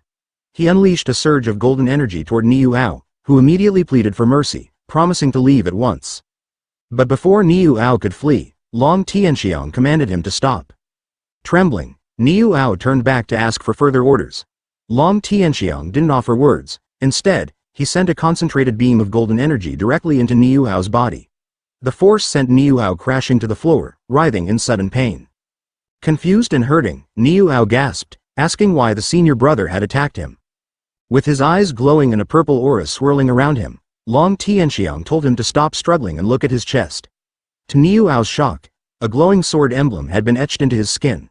Long Tianxiang turned his back, explaining that he had just bestowed a strand of his own sword intent. Niu Ao blinked in surprise, asking what the senior brother intended for him to do with it.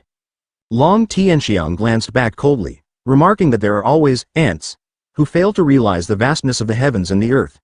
He gave a final, chilling order. Niu Ao was to use that power to eliminate Zhao Mu. With his piece said, Long Tianxiang took flight and vanished. Left behind, Niu Ao let out a low laugh of gratitude, feeling the raw golden power of the sword mark coursing through his veins.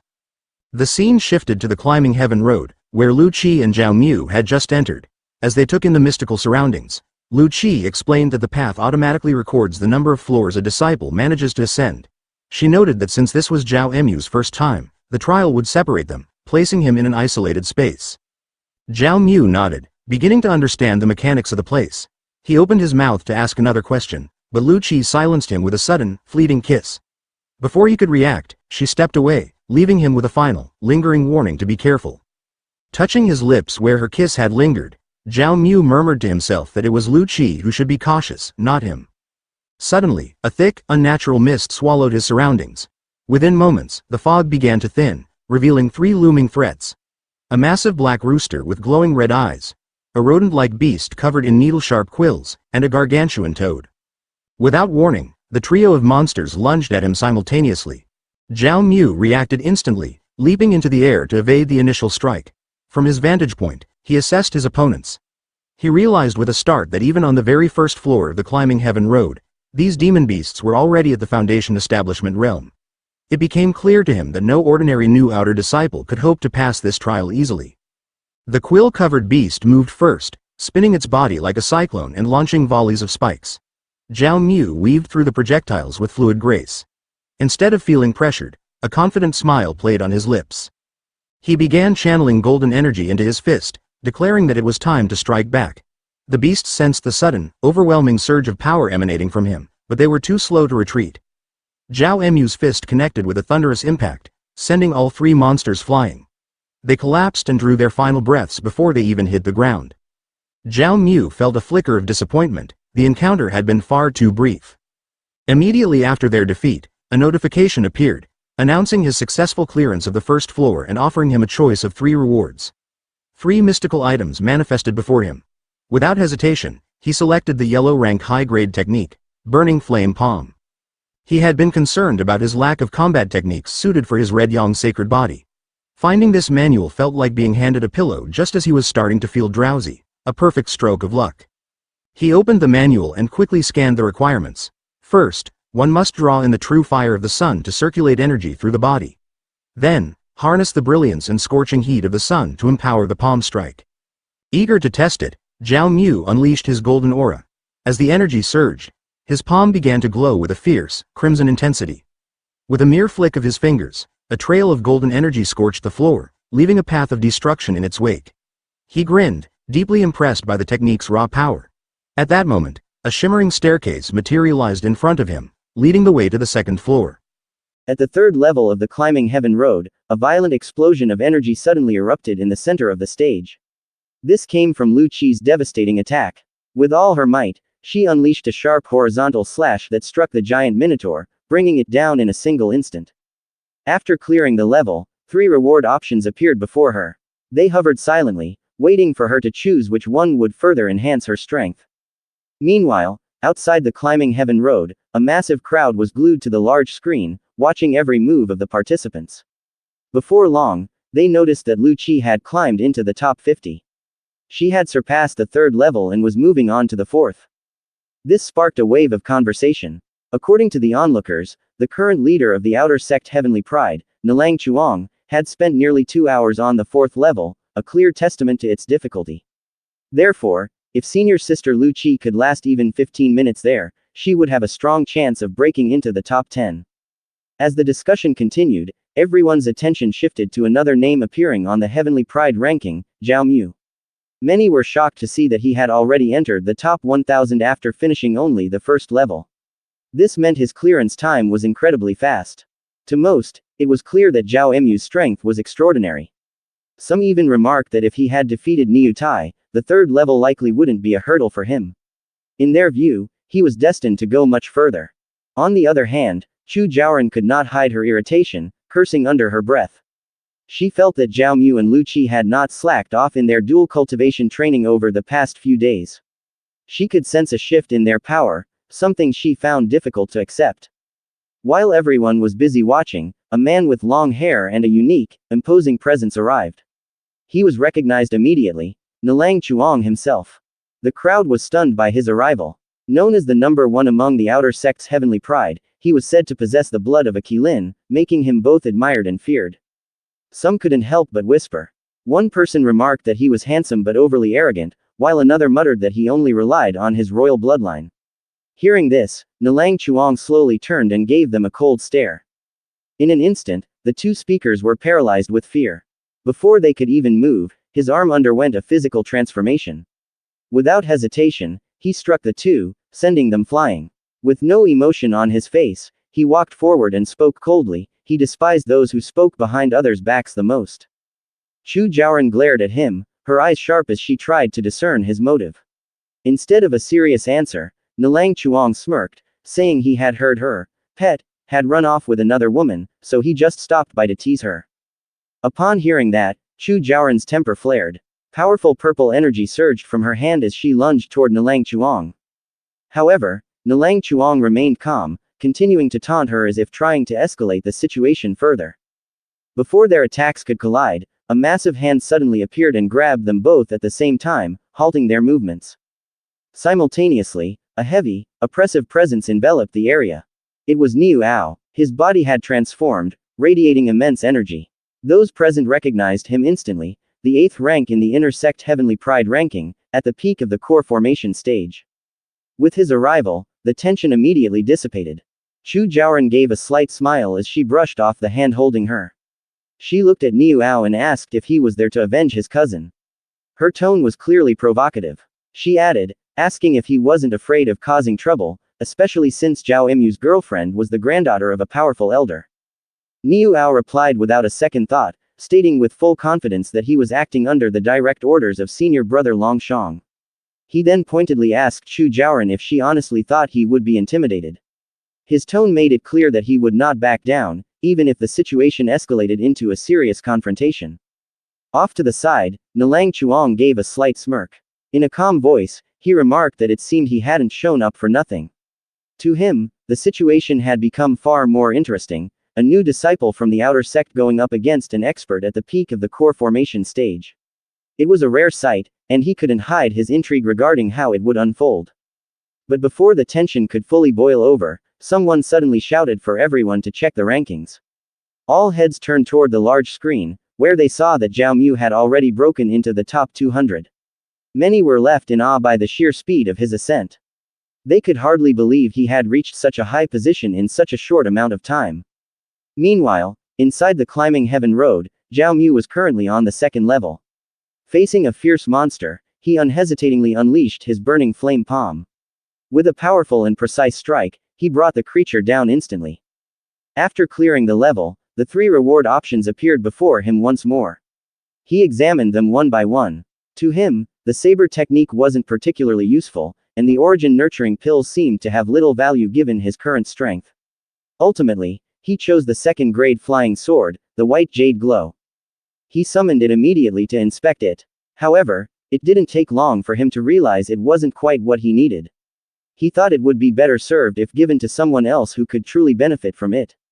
Shortly after, the stairs leading to the 3rd level appeared.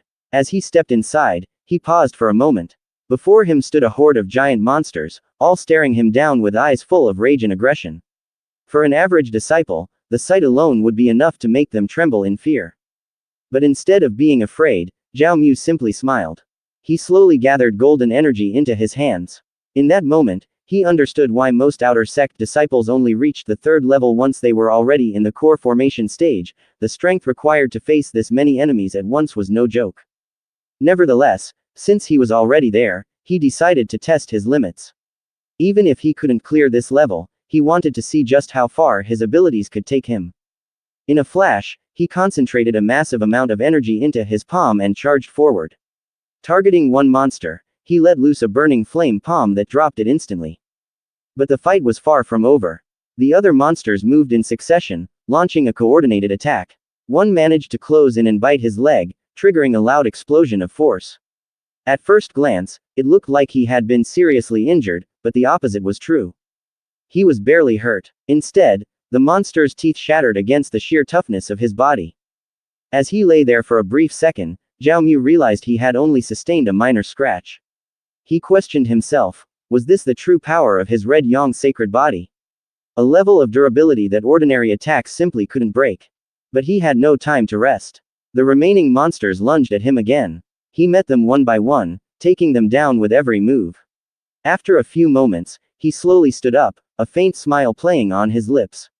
His eyes glowed with a red hue, while the golden aura surrounding his body grew even more intense, causing his hair to lift from the sheer pressure of the energy. He realized his situation wasn't so bad after all. With flames erupting from his palms, he bravely faced the remaining monsters. As the battle raged on, he began to grasp his true potential. If he utilized his indestructible body correctly, there was a real chance he could clear this level. Zhao Mu unleashed a series of scorching fire vortexes, one by one devouring the monsters surrounding him. With every swirl of the flames, his enemies fell in succession until only a single one remained before him. As the last creature was consumed by the intense heat, a slight smile played on Zhao Mu's lips, a clear sign of his confidence in his own power. But at that moment, he suddenly froze. From deep within his body, a surge of intense burning energy erupted, flowing through every vein and muscle. He fully realized then that by constantly immersing himself in the power of the red yang sacred body, his physical form had not only become resilient against attacks but had also gained an incredibly rapid healing factor. Enveloping his entire body once more in blazing red energy, his eyes shone with satisfaction as he watched the staircase to the next level slowly materialize. In his mind, he was certain he could challenge the fourth floor. Before he could ascend, however, a notification appeared. Having cleared the third level, he could choose one of 3 rewards.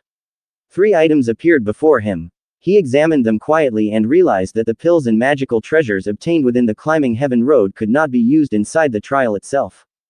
If he wanted to conquer the 4th level, he needed to select a new cultivation method.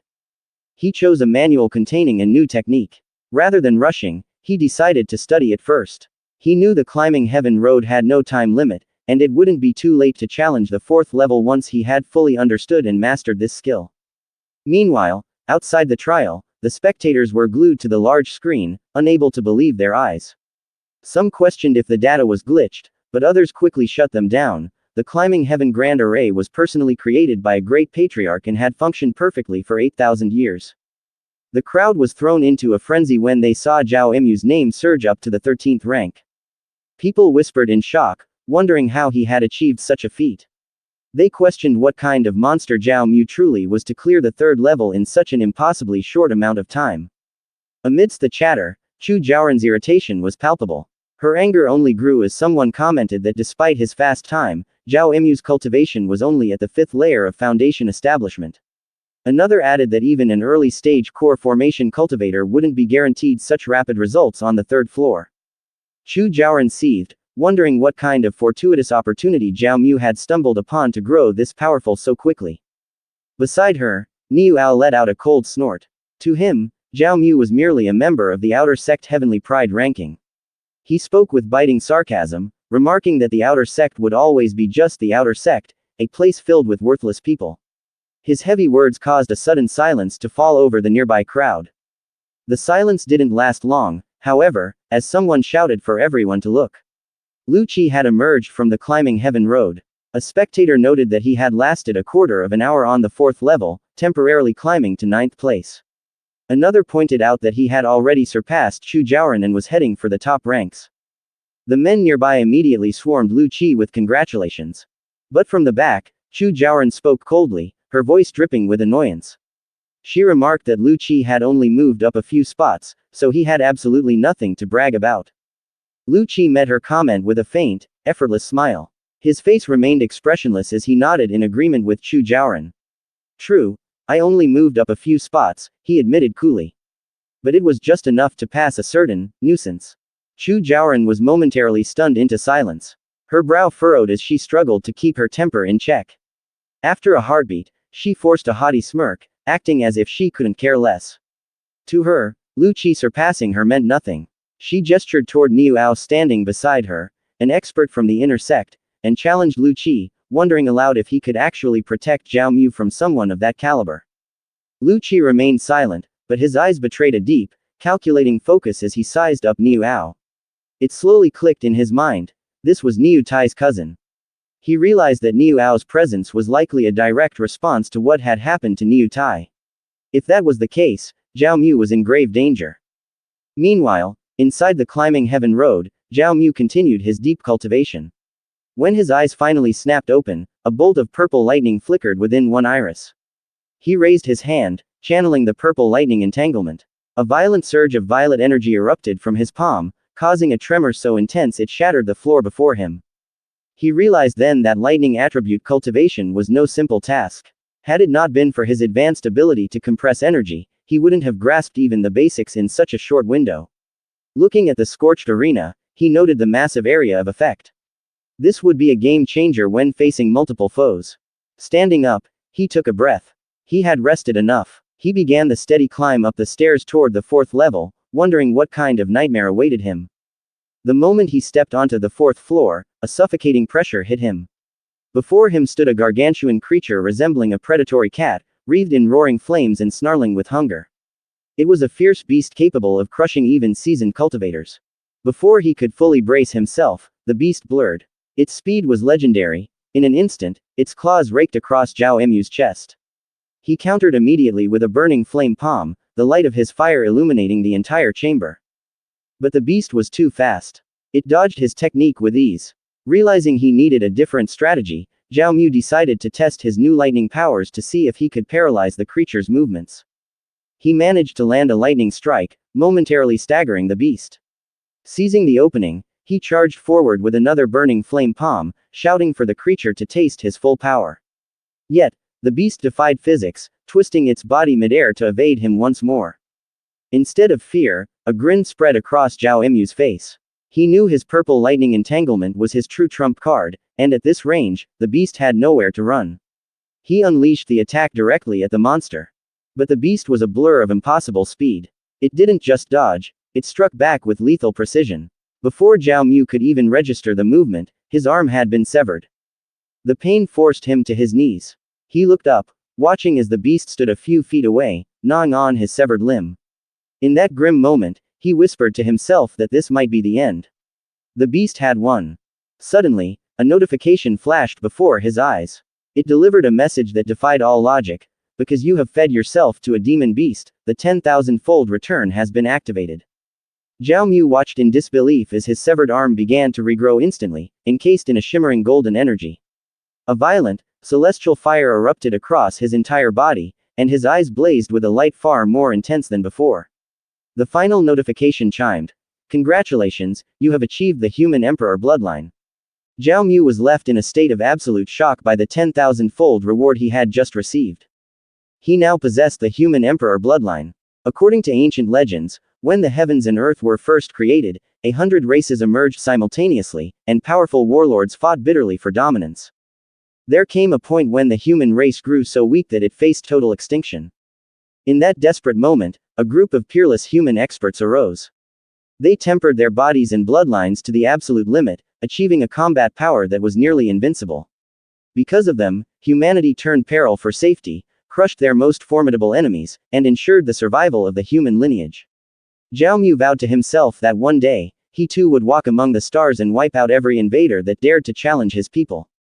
With a simple flick of his hand, Zhao Mu triggered a massive explosion directly in front of him. The monster's face twisted in shock as it witnessed the sheer destruction of the strike, which had nearly torn a hole through the floor.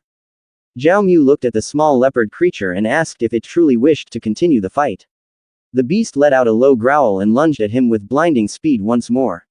At that moment, however, Zhao Mu noticed that the creature's movements seemed to have slowed down significantly. He evaded the initial attack without any effort. With his palm glowing brightly, he delivered a powerful strike that sliced through the center of the monster's body, killing it instantly. Zhao Mu let out a heavy sigh as he looked down at the leopard's remains. Immediately after, a notification appeared informing him that since he had cleared the 4th level, he could choose one of 3 rewards. The options manifested before him: a 4th rank wind walk skill, a 4th rank artifact called the Frostfall Sphere, and a black rank mid-grade technique known as the Great Steel Cleaving Hand. He carefully examined each one and realized they were all high-quality items. However, he was restricted to picking only one. Without hesitation, he made his choice, intending to eventually give it to someone else. He then began to walk slowly toward the next set of stairs, thinking to himself that the people outside must be in an absolute frenzy over the abilities he had displayed. Outside the climbing heaven road, the spectators were indeed struggling to believe what they were seeing. Someone shouted and pointed at the screen, noting that Zhao Mu's rank had changed yet again. On the massive display, his name appeared clearly in the number 1 spot. The crowd was stunned into silence as they realized that Zhao Mu was now the top-ranked fighter in the Outer Sect Heavenly Pride ranking. A look of pure joy spread across Lu Qi's face, knowing that Zhao Mu had lived up to his highest expectations. On the other hand, Chu Jiaoren was reeling, unable to accept how such a result was even possible. To her, it seemed impossible for Zhao Mu to become the number 1 in the Outer Sect under these conditions. Meanwhile, Niu Ao spoke with a cold, threatening tone. He remarked that for someone to reach the top rank while only at the 5th layer of Foundation establishment was unheard of, and he declared that he would use his full power later to completely crush Zhao Mu. When Zhao Mu entered the 5th level of the Climbing Heaven Road, he stopped dead in his tracks. Standing before him were 5 massive monsters radiating an overwhelming presence. He immediately realized that these were 5 mid-stage core formation great demons. He thought to himself that the difficulty of this trial had reached an absurd level. As the monsters began to close in, Zhao Mu raised his hands in a gesture of surrender. He told them there was no need for them to make a move because he knew his own limits. At that exact moment, one of the great demons lunged forward and attacked. Zhao Mu let out a soft chuckle and told the creatures not to be so impatient. His words seemed to confuse the great demons, leaving them momentarily speechless. He requested that they wait for him until he gained enough strength to challenge them properly once more. As he began to fade away, the demon's attack missed him completely because he had already chosen to forfeit the fight. He added that he believed it wouldn't be long before they met again. At that moment, his form completely vanished from within the Climbing Heaven Road. Outside, a brilliant portal appeared, signaling his exit and catching many spectators by surprise. When Zhao Mu finally stepped out, he noticed the massive crowd and jokingly asked with a smile if everyone was there just to welcome him back. However, in a flash, Niu Ao landed violently in front of him. With a smirk, Niu Ao declared that Zhao Mu had finally shown his face and that he had been waiting a long time for this. Suddenly, Lu Qi and Chu Jiaoren stepped between them. Lu Qi warned him to be careful, noting that Niu Ao was ranked 8th in the Inner Sect Heavenly Pride ranking. Meanwhile, Chu Jiaoren urged him to run, saying they would handle Niu Ao themselves. Zhao Mu was surprised by the scene and immediately said that while he appreciated Lu Qi's help, he was confused as to why Chu Jiaoren was interfering. Chu Jiaoren glanced back briefly and replied that she had her own reasons. This display only fueled Niu Ao's rage. To him, the fact that Chu Jiaoren and Lu Qi were protecting Zhao Mu was proof that influential figures had already noticed the boy's potential. He couldn't afford to wait any longer, he had to kill Zhao Mu before the elders arrived. Niu Ao charged with all his might, shoving Lu Qi and Chu Jiaoren aside with a force that nearly sent them flying. He screamed that no one could stop him from avenging his cousin. Instead of showing fear, Zhao Mu prepared himself. Within moments, he stood tall with a smile as a golden energy radiated from his entire body. He calmly remarked that his warm-up was over and he was now ready to experience the true power of a peak core formation expert. He met Niu Ao's attack head-on using the power of his human emperor bloodline. When their forces collided, a massive explosion of energy rocked the area. The intensity of the impact left bystanders wondering how someone at the 5th layer of Foundation establishment could directly clash with a peak core formation expert. Some even whispered that the light surrounding Zhao Mu was surely the human emperor bloodline in action. As the smoke from the blast slowly cleared, Zhao Mu was revealed, smiling calmly while effortlessly blocking Niu Ao's powerful punch with just one hand. With a confident tone, he remarked that when it comes to raw strength, it wasn't even certain that senior brother Niu Ao could defeat him. Niu Ao was utterly shocked, unable to fathom how many secrets Zhao Mu was hiding. At that point, he decided to stop holding back. He violently shoved Zhao Mu's hand away, and a golden sword slowly began to emerge from his chest. Seeing this, Lu Qi screamed for Zhao Mu to run immediately. Shock and worry were etched across Chu Jiaoren's face as well. At the same time, Niu Ao roared for Zhao Mu to die, claiming that dying by such a technique was a worthy way for his life to end. In an instant, the golden sword was pointed directly at Zhao Mu's face. In a split second, the golden sword buried in Niu Ao's chest transformed into a violent, thrashing dragon, forcing Zhao Mu to spring backward with caution. It was then he realized this power was actually a lingering sword intent purposefully left behind by Long Tianxiang. Gathering every ounce of strength remaining in his body, Zhao Mu braced himself against the brutal assault, roaring in fury as he unleashed the full might of his human emperor bloodline. The collision was so devastating and the pressure so immense that blood began to stream from his eyes, nose, and mouth all at once. A shaking explosion followed, echoing through the air. Overcome with worry, Lu Qi tried to rush forward to help, but Chu Jiaoren quickly held her back, stating firmly that it was useless. To her, the sword intent of a nascent soul cultivator was something no one at the Foundation establishment stage could ever hope to survive, and she was certain Zhao Mu had been reduced to nothing but ash. Internally, Chu Jiaoren cursed her luck, realizing her plans were now delayed and she had no way to fulfill her master's orders. As the smoke slowly began to clear, Niu Ao let out a short laugh and walked mockingly toward the center of the blast. He remarked coldly that this was the natural end for anyone foolish enough to challenge someone of a higher standing.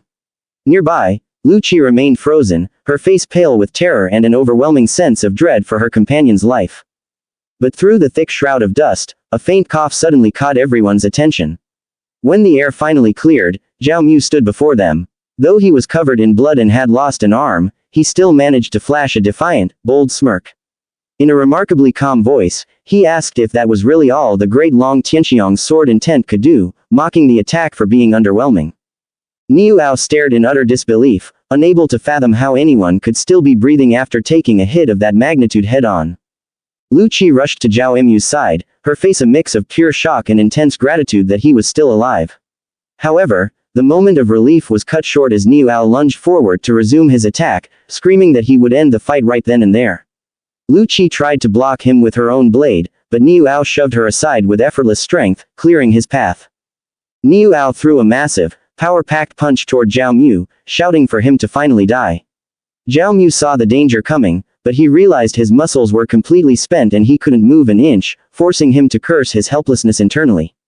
But just before the fist could connect, a sudden burst of intense purple energy slammed into Niu Ao, pinning him helplessly to the ground. Confused and trembling with rage, Niu Ao barked out a question, demanding to know who dared to interfere. From above, the Lady Saintess and Zixuan descended slowly and coldly, admitting she was the one responsible and asking Niu Ao if he had any complaints. Terrified, Niu Ao immediately dropped to his knees in respect, stammering that a lowly disciple like him would never dare to defy her, though he was dying to know why she had appeared. As Lady Saintess and Zixuan touched the ground, everyone present bowed their heads in a display of absolute respect. She then turned her attention to Zhao Mu, admitting that his sheer resilience had genuinely impressed her. Zhao Mu let out a soft chuckle as his severed arm began to shimmer and reshape itself, fully regrowing through his incredible regeneration. Right then and there, the Lady Saintess formally declared Zhao Mu as the official #1 of the Outer Sect Heavenly Pride. She remarked that while the title might seem minor to some, the fact that he reached such heights at his current cultivation level was almost hard to believe. She added that in the entire history of the Saint Yuan Demon Sect, Zhao Mu was the only person to ever achieve such a legendary feat. Zhao Mu humbly replied that it was all just a stroke of luck, but he was caught completely off guard when the Lady Saintess suddenly offered to take him on as her personal disciple.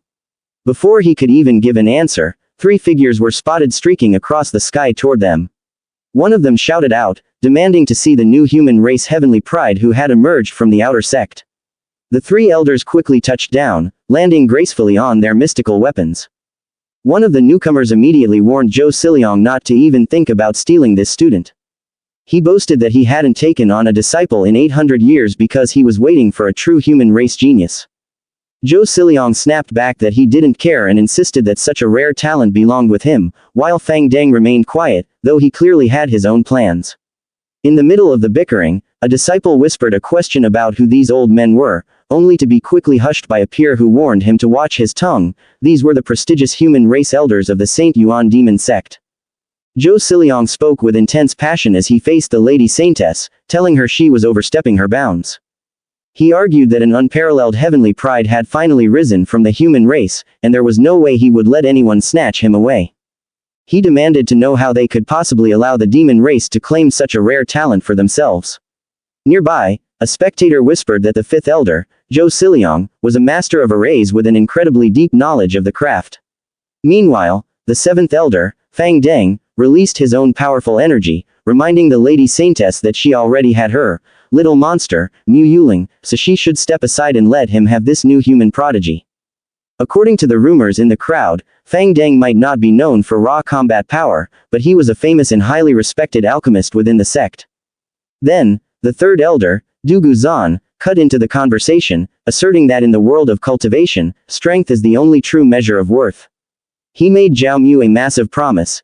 If the young man accepted him as his master, he would give him a full set of grade 7 artifact armor and pass down his life's work, the battle heaven and earth art. Those who knew Dugu Zan's history shared that he was the man who used the heaven and earth battling technique to fight his way into the deepest part of the ancient absolute forbidden ground, which secured his spot as the third elder. Everyone realized that out of the 4 human race elders in the entire sect, 3 had shown up instantly just for one student. They were left in awe of Zhao Mu's talent, knowing that becoming a personal disciple to any of these powerful elders was a once-in-a-lifetime opportunity that would make anyone a legend. Fang Deng stepped forward and offered Zhao Mu a deal. If the young man chose him, he would give him his most precious alchemy furnace as a symbol of their bond. On the other side, Zhou Siliong challenged him to pick which of them he truly wanted to follow, while Dugu Zan reminded him that in their world, raw power is the only thing that truly matters. But Zhao Mu didn't hesitate. He threw out a bold, unexpected counter-offer, asking if he could simply choose all of them at once. The 3 elders stood frozen, completely stunned by his audacity, while Lady Saintess and Zixuan quickly chimed in, saying she had no objections and would leave the final decision to the seniors. The elders looked a bit conflicted, explaining just how difficult Zhao Mu's request really was. Zhou Siliong pointed out that mastering the art of arrays takes countless hours of deep study. Dugu Zan added that building combat strength requires non-stop, brutal training in the field. Fang Deng rounded it out by saying that becoming a top-tier alchemist demands total dedication that shouldn't be distracted by other crafts. However, Zhao Mu faced them with total confidence. He told them that since they clearly believed in his potential, he wouldn't let them down. He promised that if he could master their teachings in record time, he would prove he could handle all 3 paths simultaneously without falling behind in any of them. The 3 elders were once again left breathless by the young man's guts. Lady Saintess and Zixuan let out a small laugh and declared that if that was what Zhao Mu wanted, then they had a deal. She then excused herself, saying she was taking Niu Ao with her to hold him accountable for everything that had happened. As she took flight with her prisoner, Zhao Mu called out his thanks. He watched her go with a smile, thinking to himself that beneath her icy exterior, the Lady Saintess might actually have a kind heart. Before she got too far, Zhao Mu shouted one last thing, telling her that if she ever needed help with her own cultivation, he would be there to assist her without a second thought. The Lady Saintess paused midair, her cheeks turning slightly pink, and replied that they would discuss it the next time they met. But Zhou Siliong didn't give them another second. He grabbed Zhao Mu and told him to stop wasting time on small talk so they could start his array training immediately. A surge of pure purple energy wrapped around them, and they streaked away from the area. Zhao Mu didn't resist, but before they vanished from sight, he managed to call out to senior sister Lu Qi. He warned her to stay sharp, as Long Tianxiang might come looking for revenge. Lu Qi waved back, promising to be careful with every step she took. The crowd watched in total disbelief as Zhao Mu left under the protection of such powerful masters. In the corner, a demon cultivator swallowed hard, his face pale with fear. He was the one who had originally captured Zhao Mu, and he couldn't wrap his head around the fact that the boy he once treated as a prisoner was now the personal disciple of the sect's highest elders. Shaking with nerves, he realized there might be no place left for him in the Saint Yuan Demon Sect after making such a massive mistake. In the end, the man turned away, shaking his head in frustration. His mind raced with the realization that since the rest of his family was still tied to the Saint Yuan Demon Sect, they truly had no way to escape. He also remembered that the Great Xia dynasty, Zhao Mu's former home, was currently being targeted by the neighboring Great Zhou dynasty and stood on the brink of collapse. He figured that if his family could find a way to protect Great Xia, it would serve as a massive favor to Zhao Mu. Deciding that this was the right move, he realized he needed to speak with his father immediately, leaping into the air and vanishing into the distance. Meanwhile, at Profound Array Peak, Zhou Siliong led Zhao Mu to a landing and introduced him to Array Valley. He explained that the valley contained exactly 3,271 arrays and served as the heart of the Saint Yuan Demon Sect's mountain-protecting Grand Array. He noted that once fully activated, it became the safest place in the entire sect. Amazed by the sight, Zhao Mu looked around and asked if the array on the Climbing Heaven Road was also one of Zhou Siliong's creations. Zhou Siliong gave a humble smile, admitting that while he is called an array genius, he couldn't create a top-tier masterpiece like that even if he spent his entire life trying. He explained that the Climbing Heaven Road was personally crafted by the Saint Yuan Patriarch 8,000 years ago, which is why the sect has remained standing within the 10,000 demon forest for so long. Zhao Mu was deeply impressed, remarking on how incredible the Patriarch must have been. He recalled hearing rumors that the founder disappeared just 1,000 years after establishing the sect and asked if the Patriarch had passed away. Zhou Siliong went quiet for a moment before answering that the truth remained a mystery. Some believe he successfully ascended to another world, while others think he discovered a massive secret that led to him being imprisoned by a powerful force he has yet to escape. Zhao Mu wondered just how powerful a force would have to be to suppress someone like the Patriarch, but Zhou Siliong told him it was far too early to worry about such things. Instead, he invited Zhao Mu to the cave abode to finally test his potential in the art of arrays. Zhao Mu respectfully agreed and followed him to their destination. When the doors opened, they were greeted by a woman with pale pink hair named Shang Yorong. She was one of Zhou Siliong's disciples and seemed surprised to see him visiting the cave abode. As Zhao Mu looked at Shang Yorong, he was momentarily stunned by her presence, specifically her towering, mountain-like physique. Shang Yorong noticed his staring and met his gaze with a cold look. Zhao Mu quickly looked away, feeling embarrassed and scolding himself for nearly losing his composure in front of his senior sister. Zhou Siliong broke the silence, introducing Zhao Mu as his new disciple and Shang Yorong's new junior brother. He mentioned that while her cultivation level wasn't the highest, she was a rare divine rune prodigy, the kind that only appears once every 100 years. Zhao Mu bowed respectfully and greeted Shang Yorong as his senior sister. But before they could talk further, a glowing array appeared around Zhou Siliong. He announced that he had urgent business to attend to and instructed Shang Yorong to teach Zhao Mu the fundamentals of being an array master. In a flash, he vanished right before their eyes. After that, Shang Yorong gestured for Zhao Mu to follow her. Once inside, she took an object out of a box and sent it floating toward him. Curious, Zhao Mu asked what it was. Shang Yorong explained that it was a divine rune disc. She instructed him to take hold of it and place it between his eyebrows. She told him not to look at it with his eyes, but to sense it with his heart. Zhao Mu followed her instructions immediately, slowly pressing the disc against his forehead. The moment he did, he felt as if he were floating in a strange, vast space. Behind him, a massive golden array rotated continuously, emitting golden symbols he couldn't understand. These symbols seemed alive, constantly shifting and moving before his eyes. After only a few moments, Shang Yorong pulled the disc away, saying that was enough. She then asked him seriously if he had seen anything. Zhao Mu replied that he saw a large disc filled with strange symbols. This prompted her to ask exactly how many of those symbols he had seen. In her mind, Shang Yorong was impressed by how quickly Zhao Mu had visualized the divine rune disc. It was clear he had genuine talent, and she no longer wondered why Master Zhou Siliong had brought him here personally. Zhao Mu tried to recall the image and answered that he wasn't entirely sure of the count, but he estimated there were over 1,000 symbols, though probably no more than 2,000. Shang Yorong was stunned. She thought to herself how incredible it was for a beginner to see over 1,000 divine runes on their first try. When she first started, she had only seen a few dozen. Zhao Mu asked if those symbols were the divine runes she mentioned. Shang Yorong confirmed they were. She explained that everything in heaven and earth follows an order, and the power maintaining that balance is found in the divine runes hidden within space. According to her, these runes are everywhere and exist in countless forms. No one truly knows how many exist between heaven and earth.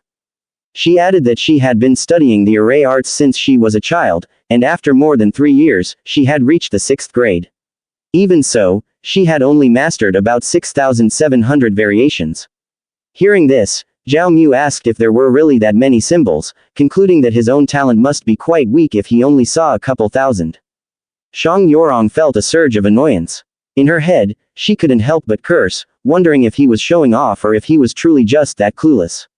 However, she bit her tongue and told him to forget about it for now. Since he could already see the runes, they could move on to the next step. Using the divine rune disc, she began to release energy and told Zhao Mu to watch closely. Suddenly, their surroundings shifted. Startled, Zhao Mu asked if it was an illusion or a. Shang Yorong said he could think of it that way. Different elemental powers began to manifest around them, violent whirlwinds, crackling lightning, rushing waves of water, blazing fire, and biting ice. Shang Yorong explained that with her current strength, she could alter the structure of the divine runes using the disc to create these types of illusions. But suddenly, she grew weak, looking as if she might collapse.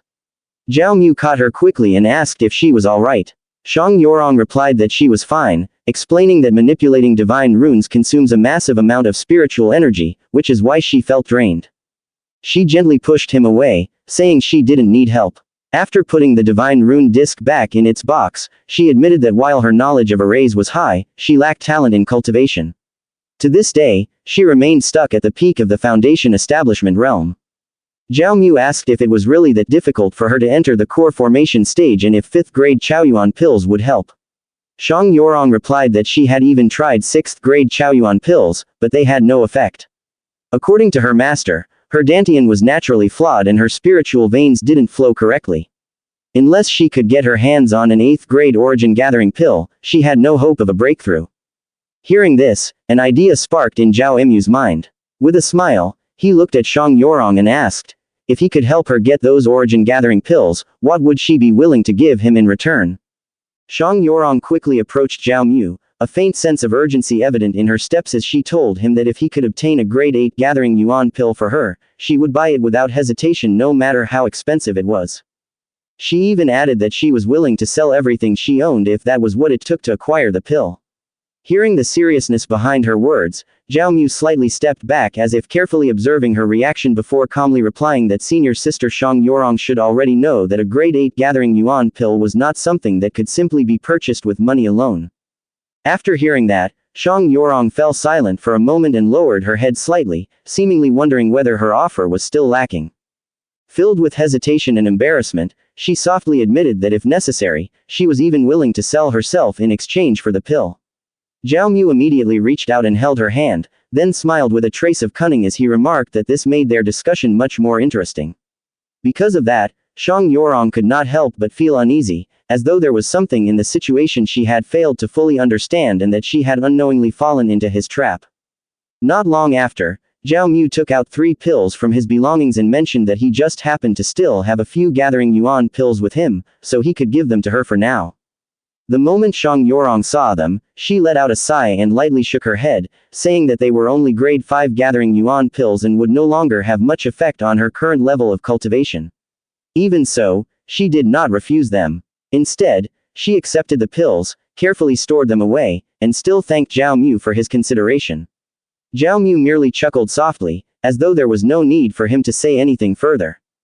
At that very moment, 3 notifications appeared one after another within his system, quietly responding to his actions.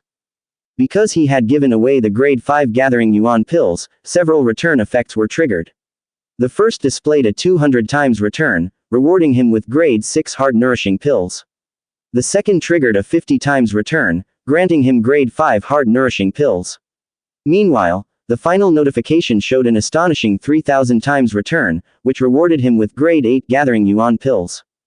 Inside his mind, Zhao Mu could not stop himself from smiling faintly, because he had finally obtained the exact item he needed.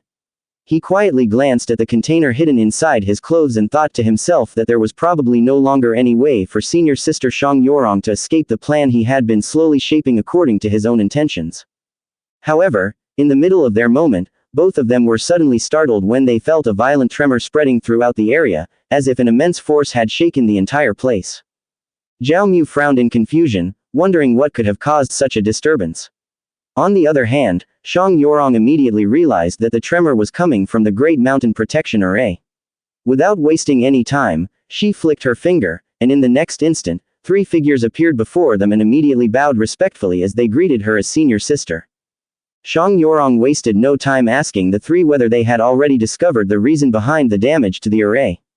One of them quickly answered and explained that the 3 damaged sections of the array were confirmed to have been caused by evil beasts, but aside from that, faint traces of evil ki had also been left behind at the scene itself.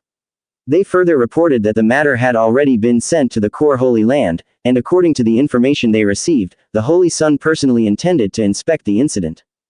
After hearing the report, Shang Yorong thanked them for their efforts and calmly instructed the 3 subordinates to return and rest. The 3 immediately obeyed without hesitation. They quickly formed an array, and in the blink of an eye, their figures completely vanished from sight as though they had never been there at all. Once everything settled down, Zhao Mu spoke again and asked whether something serious had happened. In a calm voice, Shang Yorong replied that it was nothing more than the usual disturbances caused by demons, then explained that incidents like this frequently occurred within the Saint Yuan Demon Sect. Because of that, Zhao Mu could not help but ask another question. Since the Saint Yuan Demon Sect was also considered part of the evil factions, why were demons still causing trouble within their own territory? Shang Yorong explained that since ancient times, the immortal martial continent had long been divided into 2 opposing sides, humanity and the demon race. The 2 had always lived in deep hatred and endless conflict against one another. In such a situation, the Saint Yuan Demon Sect existed somewhere between those 2 camps, so it was no surprise that conflicts and misunderstandings continued to happen around them. The demons did not fully accept them, while humans did not completely trust them either, leaving the sect trapped in an awkward position without any true allies. Many forces viewed their sect as a threat, not only because of their strength but also because of their unusual status, as though they did not truly belong to either side. At that moment, Zhao Mu finally understood the situation clearly. In circumstances where both sides constantly viewed each other with suspicion, it would actually be stranger for genuine peace to exist between humans and demons inside the sect than for endless tension and conflict to continue. A short while later, they arrived at Shang Yorong's resting area, located in a quiet place far removed from the surrounding noise. Outside was a clean and peaceful hot spring whose warm waters gave off a calming and relaxing atmosphere to anyone nearby. Shang Yorong told Zhao Mu that she had used a great deal of energy earlier, so she planned to go upstairs and rest before continuing his training, as she needed time to recover her strength. Zhao Mu replied that he had no objections and that her plan was perfectly fine. Shang Yorong added that he was free to look around below if he wished, but she clearly warned him not to go upstairs, as though there was something important hidden there that he was not supposed to see. Zhao Mu watched her as she walked upward, and as her figure gradually disappeared into the distance, a faint smile appeared on his face as though he was hiding certain thoughts. Deep in his mind, he believed that in the end, Shang Yorong herself might eventually invite him upstairs willingly, despite strictly forbidding it now. Still smiling, he held onto a small bottle that seemed to contain something valuable, but after thinking for a moment, he decided to postpone his plans for the time being and rest first so he could remain in proper condition. He slowly stretched his body, extending his arms before walking toward the edge of the hot spring.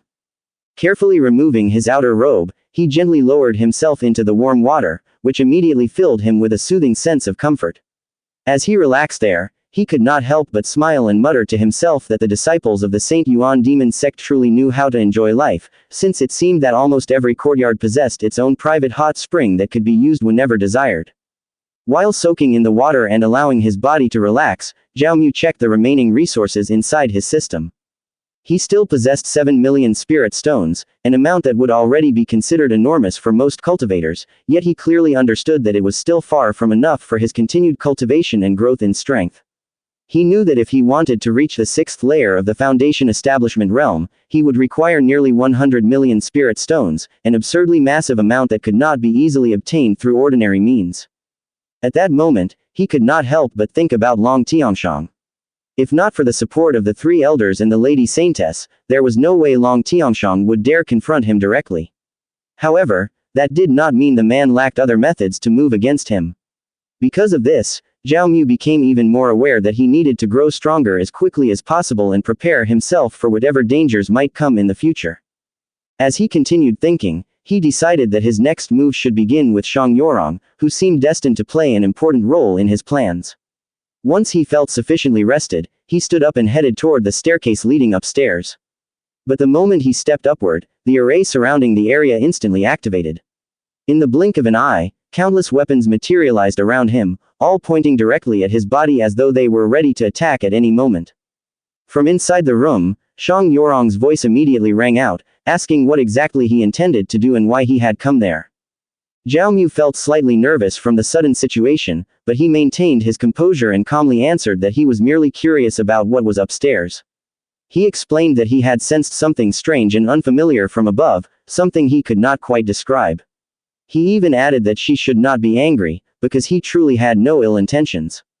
However, Shang Yorong's response remained firm and serious, showing no sign of being easily convinced. She declared that she already knew what he was truly thinking, and no matter what he tried, he would never be able to go upstairs. She had long since strengthened and arranged the arrays above, and even a Yuan soul expert would struggle to break through them. As Zhao Mu continued speaking, he slowly took out a small bottle from his belongings and carefully revealed its contents, as though he intended to completely shift the direction of their conversation. He told Shang Yorong that she was mistaken and that he had no intention of forcing his way upstairs or disobeying her orders. In fact, he believed that in the end, Shang Yorong herself would personally invite him to come up. At that instant, the pill he revealed released a powerful and extraordinary presence, an aura so overwhelming that its value and quality could not possibly be hidden. The moment Shang Yorong sensed it from inside, she wasted no time at all and immediately rushed downstairs at astonishing speed, moving so fast that her figure almost became impossible to follow with the naked eye. Seeing how quickly she appeared, Zhao Mu could not help but feel surprised, because the effect of the pill he displayed was clearly far stronger than he had originally expected. As soon as Shang Yorong approached him, her eyes widened while staring at the item in Zhao Mu's hand, as though she could hardly believe what she was seeing. Unable to hold herself back, she immediately asked where he had obtained the grade 8 gathering yuan pills, her voice filled with shock and excitement. Overcome by anticipation, she quickly grabbed Zhao Mu's hand and carefully examined the pill up close, desperately trying to confirm whether what she was seeing was truly real and not merely an illusion. Shang Yorong happily called Zhao Mu a good junior, her voice filled with excitement and anticipation as she stared at the precious item in his hand. However, at that exact moment, Zhao Mu immediately pulled the grade 8 gathering yuan pills away, clearly unwilling to let her get too close to it so easily. Because of that, Shang Yorong became slightly flustered and quickly reached toward the pill, pleading for permission to at least examine it carefully so she could confirm whether it was truly authentic. In a calm manner, Zhao Mu replied that she was allowed to look at it, but he made it very clear that she could not touch it. He even explained that if she suddenly swallowed it and later claimed it was fake, then where exactly would he go to complain or prove his innocence? Hearing that, Shang Yorong immediately raised her hand as a promise and firmly declared that she would only look at it and absolutely would not touch it. But in an unexpected turn of events, because of her sudden movement, the cloth wrapped around her body suddenly slipped off, instantly creating an awkward situation. Zhao Mu looked over and froze for a brief moment, while Shang Yorong let out a startled scream and hurriedly covered herself, her face visibly red with embarrassment. Meanwhile, Zhao Mu pretended to shake his head and casually claimed that he had seen nothing and had nothing to do with what happened, acting as though he truly noticed nothing at all. Feeling embarrassed, Shang Yorong quickly told Zhao Mu to stop talking nonsense and simply follow her upstairs instead. Zhao Mu watched her climb the stairs with a smile, and as he followed behind her with his eyes, he quietly chuckled and jokingly muttered to himself that he was now suddenly being allowed upstairs, even though she had strictly forbidden it just moments ago. In his mind, it felt as though the situation was naturally turning in his favor without him even needing to force anything. A short while later, While Zhao Mu displayed the grade 8 gathering yuan pills once again, he asked Shang Yorong if she had seen enough and whether she had already confirmed its authenticity. With excitement overflowing from her voice and barely able to hide her enthusiasm, Shang Yorong immediately answered that there was no doubt about it at all, the pill was genuinely a grade 8 gathering yuan pill. Her cheeks were slightly flushed, perhaps from embarrassment or overwhelming excitement, as she forcefully slapped both hands onto the table and quickly stepped closer to Zhao Mu. Without wasting any more time, she directly suggested that Zhao Mu should decide the price himself. She even added that even if she had to sell all of her possessions, she was willing to pay whatever he asked in exchange for the pill. However, instead of responding about the price right away, Zhao Mu said that, honestly, he was not in great need of money at the moment. While speaking, he suddenly paused as though he had noticed a strange fragrance in the air, a scent he could not immediately identify. He slightly tilted his head and asked Shang Yorong where the pleasant fragrance was coming from. At that moment, Shang Yorong seemed to understand what he meant, and without hesitation, she took out a pot from her storage containing a unique plant with a distinctive flower. She carefully handed it over to Zhao Mu and asked what he thought about exchanging that plant for the grade 8 gathering yuan pills. Zhao Mu examined the plant and gave a faint smile before replying that such an offer did not seem sufficient. He remarked that it could not always be senior sister who benefited from the exchange, and no matter how rare that orchid might be, there was still no guarantee that it was more valuable than the gathering yuan pills he possessed. Because of this, Shang Yorong immediately explained that the plant was far from an ordinary orchid. Its name was Azure Orchid Fairy Lingzi, an extremely rare medicinal herb that could hardly be found in normal places. She further explained that her father had accidentally obtained it while exploring an ancient site, specifically during his search for gathering yuan pills for her. According to her, Elder Fang Deng personally inspected the herb and confirmed that it was a grade 8 medicinal plant, although it was still in its growing stage. She further explained that as time passed and the plant eventually reached full maturity, there was a high possibility that it would surpass ordinary medicinal herbs and become an extremely valuable treasure beyond the worth of common riches. Because of this, Zhao Mu could not help but feel amazed by what he heard, and in his mind, he immediately recognized the immense value and potential of the plant. When Shang Yorong noticed the interest in his eyes, she quickly stepped closer and once again asked for his opinion, wondering whether he would agree to the exchange. Not only that, she even offered to add 50 million spirit stones to ensure that their deal would feel fair to him. Zhao Mu quietly pondered while observing the plant, and with a faint smile on his lips, he clearly understood that the medicinal herb alone was already enough to match the value of what he was offering. However, after seeing the urgency and eagerness in Shang Yorong's behavior, he realized that he might still be able to gain even more advantages if he handled the situation properly. In a calm voice, Zhao Mu admitted that the plant was indeed extraordinary and possessed tremendous potential. However, he could not help but point out that nurturing it into a fully matured treasure would certainly require enormous resources, and it was not something that could happen in a short period of time. It might even take hundreds of years before they could witness the true results of its complete maturity. Shang Yorong became troubled after hearing his words and immediately realized that Zhao Mu had a valid point. It was true that the herb would require an incredibly long time before it fully matured, and no one could be certain when its true value would finally appear. Because of this, she suddenly stood up and firmly told Zhao Mu that if that was the case, she was willing to add another favor to make the agreement more acceptable. Zhao Mu slightly raised an eyebrow and asked what kind of favor she was referring to. At that moment, Shang Yorong took something out from between her chest, and while her face turned slightly red with embarrassment, she said that she would include it as part of the exchange.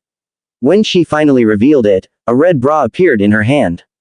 The moment Zhao Mu saw it, he immediately stepped back in surprise and asked what exactly senior sister Shang Yorong thought of him. However, despite her embarrassment, Shang Yorong quickly explained that he had misunderstood and urged him to take a closer look at it. In the next moment, the red bra suddenly emitted light and transformed its appearance, as though revealing its true nature. Shang Yorong explained that it was actually a 7th grade defensive artifact personally given to her by her father. Its name was the Dragon Tendon Armor, and according to her, it was forged from dragon tendons and dragon scales. Not only could it freely change its form according to the user's wishes, but it also possessed an incredibly powerful defense capable of blocking even the attacks of a nascent soul expert. Because of this, Zhao Mu immediately accepted it and carefully examined the item before commenting that it was truly an impressive treasure. He then asked Shang Yorong if she was genuinely willing to give it away. Without any hesitation, Shang Yorong replied that she usually stayed within Formation Valley to study and rarely went outside, so to her, the equipment was not especially important. Hearing that, Zhao Mu immediately thanked Shang Yorong and without hesitation wore the dragon tendon armor. As Shang Yorong watched his body, she could not help but think that the physique of a man could actually look that well built and attractive. Zhao Mu noticed the way she was staring at him and became slightly confused, and at that very moment, Shang Yorong suddenly turned away, clearly embarrassed. Zhao Mu smiled to himself as he realized that even the spirit stones she had given him could still be used for his own benefit. He immediately approached Shang Yorong with a grin and told her that it seemed he had already received more than enough, so he would simply return the spirit stones she had offered earlier. Shang Yorong did not refuse his decision. However, at that exact moment, his system suddenly rang out with a notification informing him that because he had given away 50 million spirit stones, the 200 times return effect had been triggered, rewarding him with a total of 10 billion spirit stones. Because of this, Zhao Mu was overjoyed, and in his mind, he realized that he no longer needed to worry about lacking cultivation resources. Afterward, he told Shang Yorong that his cultivation seemed to be moving again and that he was close to another breakthrough. Because of this, he asked if he could borrow a room in order to cultivate there. Shang Yorong immediately pointed toward a room on the right side. As she watched Zhao Mu, she could not help but wonder to herself. Had he not just broken through recently? How was it possible for him to advance this quickly again? Could he truly be such a monstrous genius?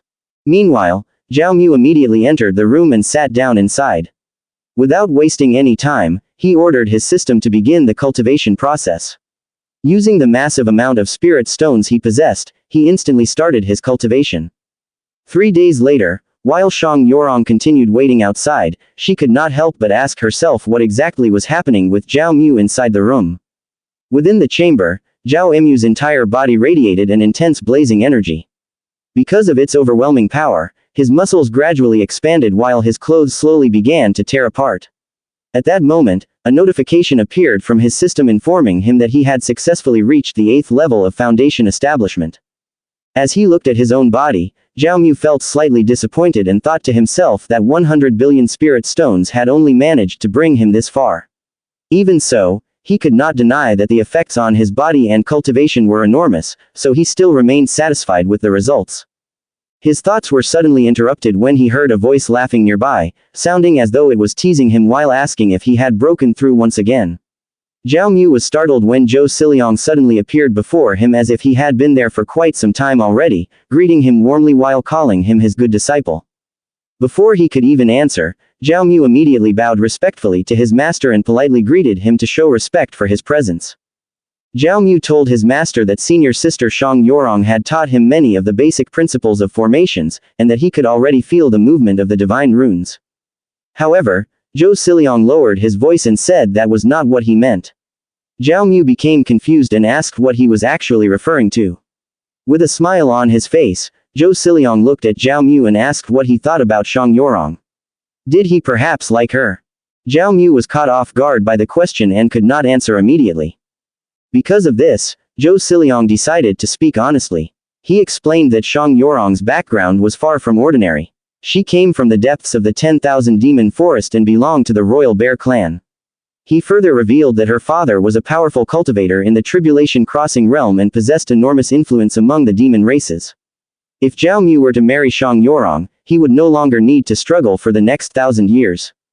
With a smile, Zhao Mu replied that for now, his main focus as a disciple was cultivation. He said he did not have much interest in romance yet. Although he forced a polite smile in front of Zhou Siliong, deep inside he was thinking that he possessed a system that was practically a cheat, so there was no way he would exchange an entire forest for just one tree. The two of them suddenly paused when a voice shouted from outside, calling for the old man Zhou Siliong and demanding that he return his disciple already. Zhou Siliong immediately realized that Fang Deng had arrived to take Zhao Mu away. He also knew that whenever it came to matters like this, that old man was always perfectly punctual. Because of this, Zhou Siliong took out 3 books and handed them to Zhao Mu. He reminded him that even after leaving, he must not neglect the study of formations. Zhao Mu should continue reading those 3 books regularly. Zhao Mu understood his master's instructions, and afterward, the two of them walked out of the room together. Outside, Fang Deng greeted them with a smile. He immediately told Zhao Mu that he looked exhausted and confidently claimed that the path of formation arrays probably did not suit him at all. He casually wrapped an arm around Zhao Mu's shoulders while explaining that although the path of alchemy also required talent and comprehension, the requirements were nowhere near as demanding as becoming a formation master. Especially since Zhao Mu possessed a pure yang body, as long as he could properly control fire, refining pills would become much easier for him. At that moment, Zhou Siliong interrupted and called out to Fang Deng, telling him not to speak carelessly about things he did not understand. He explained that when Zhao Mu first looked at the divine rune plate, he had immediately perceived more than 1,000 divine runes. Such talent was extremely rare and only appeared once in 1,000 years. Fang Deng was shocked after hearing this. Zhao Mu was still just a beginner in divine runes, yet he had already seen more than 1,000 runes right away. In the entire 8,000-year history of the Saint Yuan Demon Sect, Zhao Mu might very well be the only person capable of achieving such a feat. Still, Fang Deng brushed the matter aside and said that who knew how much higher Zhao Mu's achievements in alchemy could become. Because of this, he told Zhao Mu to come with him back to Medicine King Valley. Using his alchemy abilities, Fang Deng released a thick cloud of smoke that formed into something resembling a floating cloud. The two of them stepped onto it and quickly flew away. Meanwhile, as they departed into the distance, Shang Yorong remained hidden beside a tree. Her cheeks were flushed red while she tightly held the grade 8 gathering yuan pills that Zhao Mu had given her. Not long after, Zhao Mu and Fang Deng arrived at Medicine King Valley. The moment they landed, Fang Deng immediately asked whether Zhao Mu had already studied any fire attribute techniques. Zhao Mu replied that he had only learned a little so far. As they entered deeper inside, Fang Deng immediately showed him a massive alchemy furnace radiating intense heat. Standing before it, both of them released flames from their hands at the same time. Fang Deng then instructed Zhao Mu to use his flames to heat the alchemy furnace while he continuously added medicinal herbs inside. Zhao Mu's only task was to properly control the strength of the fire and make sure the herbs would not burn into ashes. Zhao Mu replied that he would do everything he could. At that moment, blazing flames immediately erupted from his hand and poured into the alchemy furnace. As Fang Deng observed the scene, he realized that Zhao Mu's pure yang flame was incredibly fierce and aggressive. However, the longer he watched, the more he noticed that it was not an ordinary flame at all. To him, it resembled the flames of the sun itself. It was one of the highest forms of flame suited for alchemy. Because of this, he became even more convinced that the boy's talent far exceeded his original expectations. After some time, the two of them successfully refined a glowing golden pill. Fang Deng immediately picked it up, unable to hide the joy on his face. On their very first attempt, they had already produced a top-grade pill. In his eyes, Zhao Mu was truly a once-in-a-generation genius. Zhao Mu gave an embarrassed smile and said that his master was praising him too much. Fang Deng then stated that if his guess was correct, Zhao Mu's red sun sacred body had already awakened. According to him, only the red sun sacred body was capable of releasing such a pure true solar flame. Zhao Mu did not deny it and directly admitted that Fang Deng was right. However, he also explained that the only technique he currently knew how to use was the burning flame palm, and his control over fire was still far from advanced. Fang Deng nodded and said that it was perfectly fine. Aside from alchemy, Medicine King Valley supposedly possessed the finest fire-type techniques in the entire sect. After saying that, he invited Zhao Mu to follow him and choose a fire technique for himself. Whichever one Zhao Mu liked, he would be allowed to cultivate it. The two of them immediately headed toward the library pavilion. Zhao Mu was astonished when he saw the enormous number of pills surrounding the area. To him, it felt as though it was the storage vault for all the pills of the entire Saint Yuan Demon Sect. However, Fang Deng explained that those were only a small portion of the newly refined low-grade pills. Any pills above the 5th grade were stored within the treasure pavilion of the core sacred land. Fang Deng picked up several books and immediately handed them to Zhao Mu while explaining that every one of them contained earth-grade techniques. He told Zhao Mu to simply choose from those since he was certain that Zhao Mu would no longer be interested in the mystic grade and yellow grade techniques below. As Zhao Mu accepted the books, he immediately thanked his master.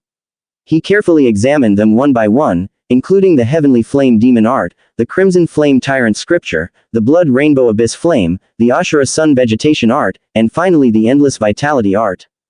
As he continued examining the books, Zhao Mu thought to himself that he honestly wanted to take all of them, but trying to cultivate too many techniques at the same time would not be a good idea either. He carefully considered that the Crimson Flame Tyrant scripture was a pure fire-type technique. It was extremely aggressive and incredibly powerful, and although it might not be especially suitable for alchemy, it was an excellent combat technique. Meanwhile, the Endless Vitality art possessed a very unique use. Aside from strengthening the effectiveness of medicinal herbs during pill refinement, it could also be used for healing and rapid recovery. After reviewing all of the books, Zhao Mu finally stated that he would choose the Crimson Flame Tyrant scripture and the Endless Vitality art. Fang Deng immediately walked over to him and said that there was nothing wrong with a cultivator enjoying battle. However, if the old man Dugu Zan ever tried to convince him to train inside the 10,000 demon forest, he should not trust him so easily. Fang Deng explained that the man was a complete battle maniac and was fully capable of abandoning someone alone inside the nest of demonic beasts, leaving them to survive or die without any help. Zhao Mu thanked his master for the advice and said that he would remember those words carefully. Fang Deng let out a slight laugh and replied that it was good if that was the case, because he did not want his new disciple to die meaninglessly so soon. However, both of them suddenly paused when someone called from outside. A beautiful and attractive female disciple named Dao Subai entered the room and respectfully reported to her master that senior brother Zhao Mu's residence had already been prepared. She then politely asked if there were any further instructions for her. Fang Deng introduced Dao Subai to Zhao Mu and explained that she would help teach him the basic knowledge of alchemy. Zhao Mu immediately greeted her respectfully and said that he hoped to learn a great deal from her. As the two of them walked outside, Zhao Mu called out to junior sister Dao Subai. He mentioned that she seemed to have become their master's disciple much earlier than he had, so he wondered why she was addressing him as senior brother instead. Dao Subai explained that Zhao Mu was elder Fang Deng's new personal disciple, which meant his status was naturally higher than that of ordinary inner disciples. When they finally arrived at Zhao Mu's residence, Dao Subai pointed toward the building in front of them and explained that it was the living area for personal disciples. She added that everything he needed for daily life, including food and other necessities, had already been fully prepared for him. She also pointed out that her own residence was located nearby. According to her, if Zhao Mu ever needed anything, he only had to call for her and she would immediately come over. Zhao Mu smiled after hearing her words. Because of that, he suddenly stepped closer to Dao Subai, wrapped an arm around her waist, and gently lifted her chin while smiling as he teasingly asked whether warming his bed was also something she could do for him. Zhao Mu smiled the moment he realized that Dao Subai was actually being serious. To him, it only made her even more fun to tease. However, cold sweat suddenly formed on his forehead when Dao Subai released a crimson aura and warned him not to speak such nonsense again. Zhao Mu's eyes widened as her presence abruptly expanded. Her eyes turned red while her fists cracked loudly, and she coldly declared that even if he called her senior brother, when it came to strength, she could kill him with just one hand. Zhao Mu immediately trembled and hurriedly explained that he had only been joking. A few moments later, Dao Subai finally calmed down and turned away. Because of that, Zhao Mu fell into thought. Her aura was even stronger than Niu Ao's, and Niu Ao was already only half a step away from the nascent soul realm. That could only mean one thing: Dao Subai was already a true nascent soul expert. After entering the room, the two walked toward a massive furnace. Dao Subai left him there and told Zhao Mu that if he needed anything else, he only had to ask. Zhao Mu replied that there was no problem at all since the environment was excellent and all the necessary materials had already been fully prepared. After that, he immediately picked up the book containing various pill recipes. Upon examining it, he realized that even though they were merely first-grade pills, the formulas were still extremely complicated. Even so, he chose not to overthink it and decided that actual practice would be far more useful than endlessly reading books.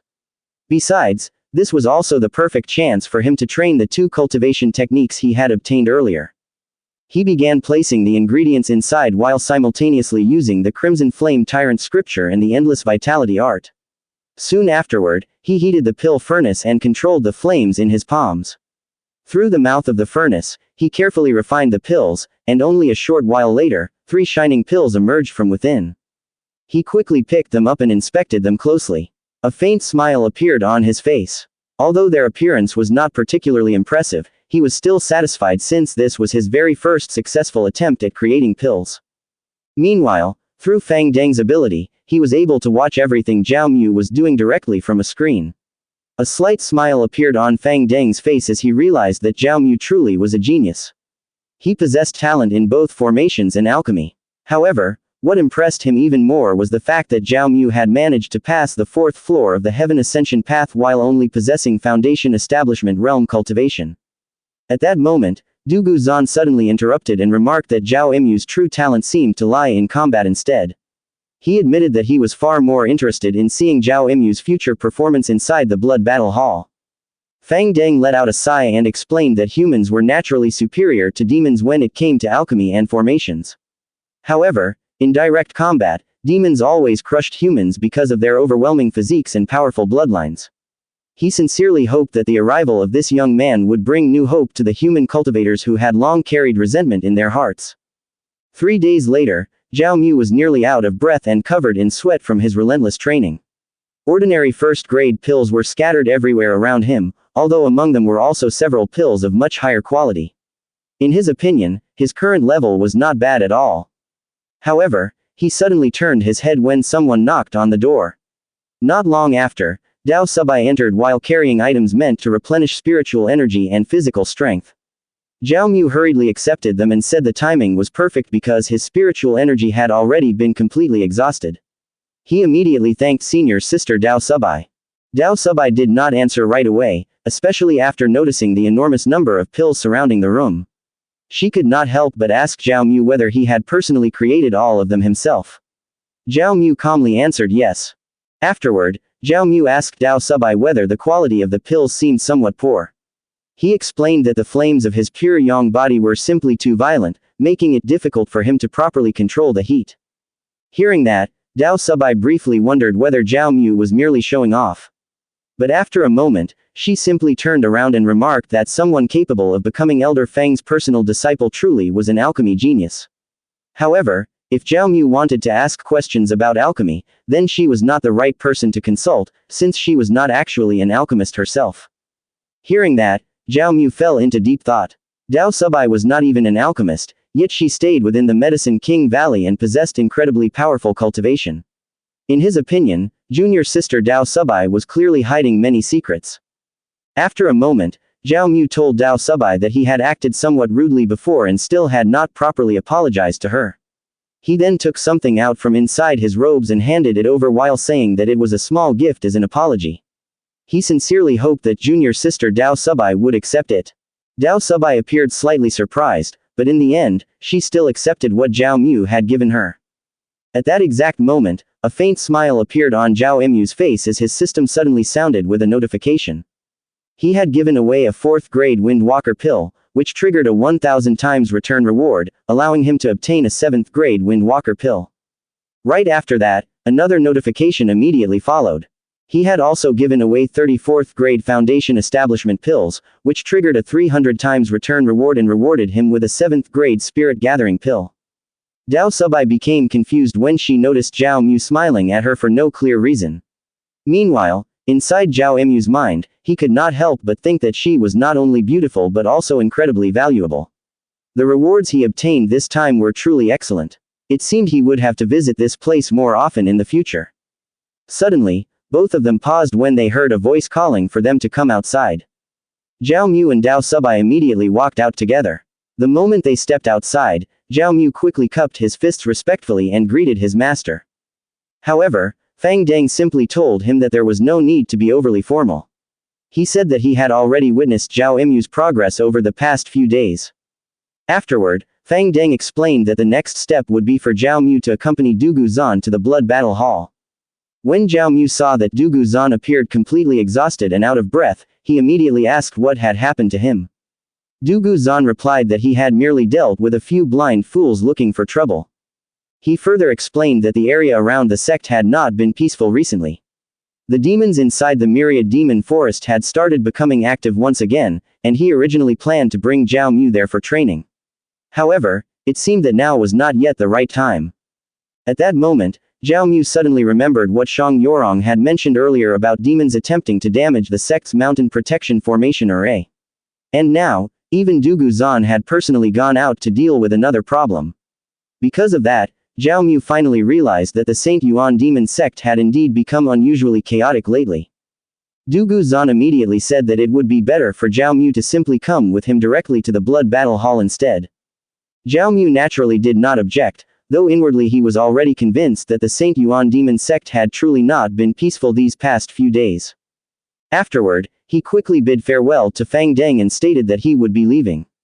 Fang Deng merely nodded before saying that he might enter closed-door cultivation for the next several months in order to refine pills. If Zhao Mu returned to the Medicine King Valley and needed anything, he could simply look for Dao Subai instead. Zhao Mu did not say anything further, and together with Dugu Zan, they quickly departed from the area. Once the two of them were gone, Dao Subai turned toward her master and remarked that he truly had found a once-in-10,000 years genius as his personal disciple. Fang Deng laughed lightly before proudly replying that of course he had. After all, this master's judgment had never once been wrong. The chapter ends here. Watch out for our upcoming uploads. Don't forget to like, share, subscribe, and click the notification bell so you'll always be updated on our future videos.